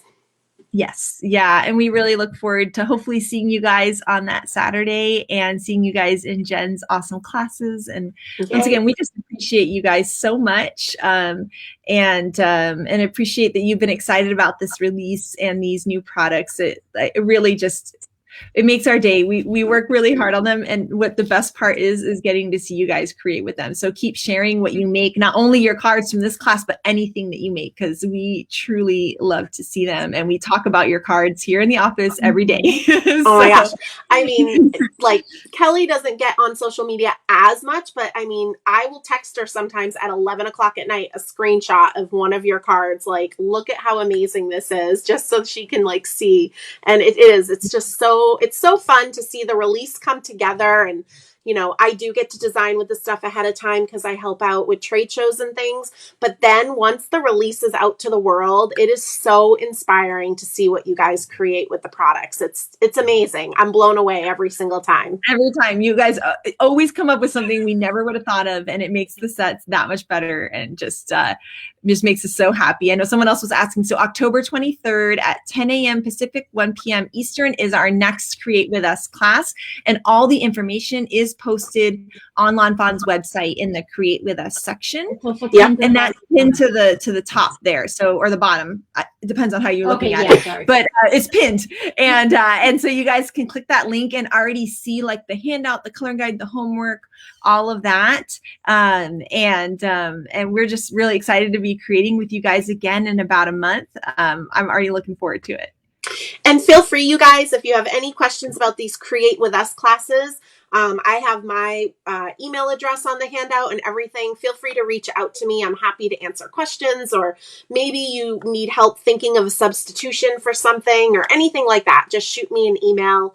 I do my best to get back to everybody as soon as possible. And I just want you guys to have fun with us and create as many cards as you can.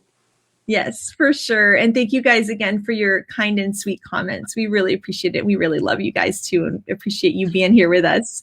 And we can't wait to see you guys in about a month. Yeah. So we will see you in about a month. And thank you again so much, you guys. Thank you guys. Bye. Bye.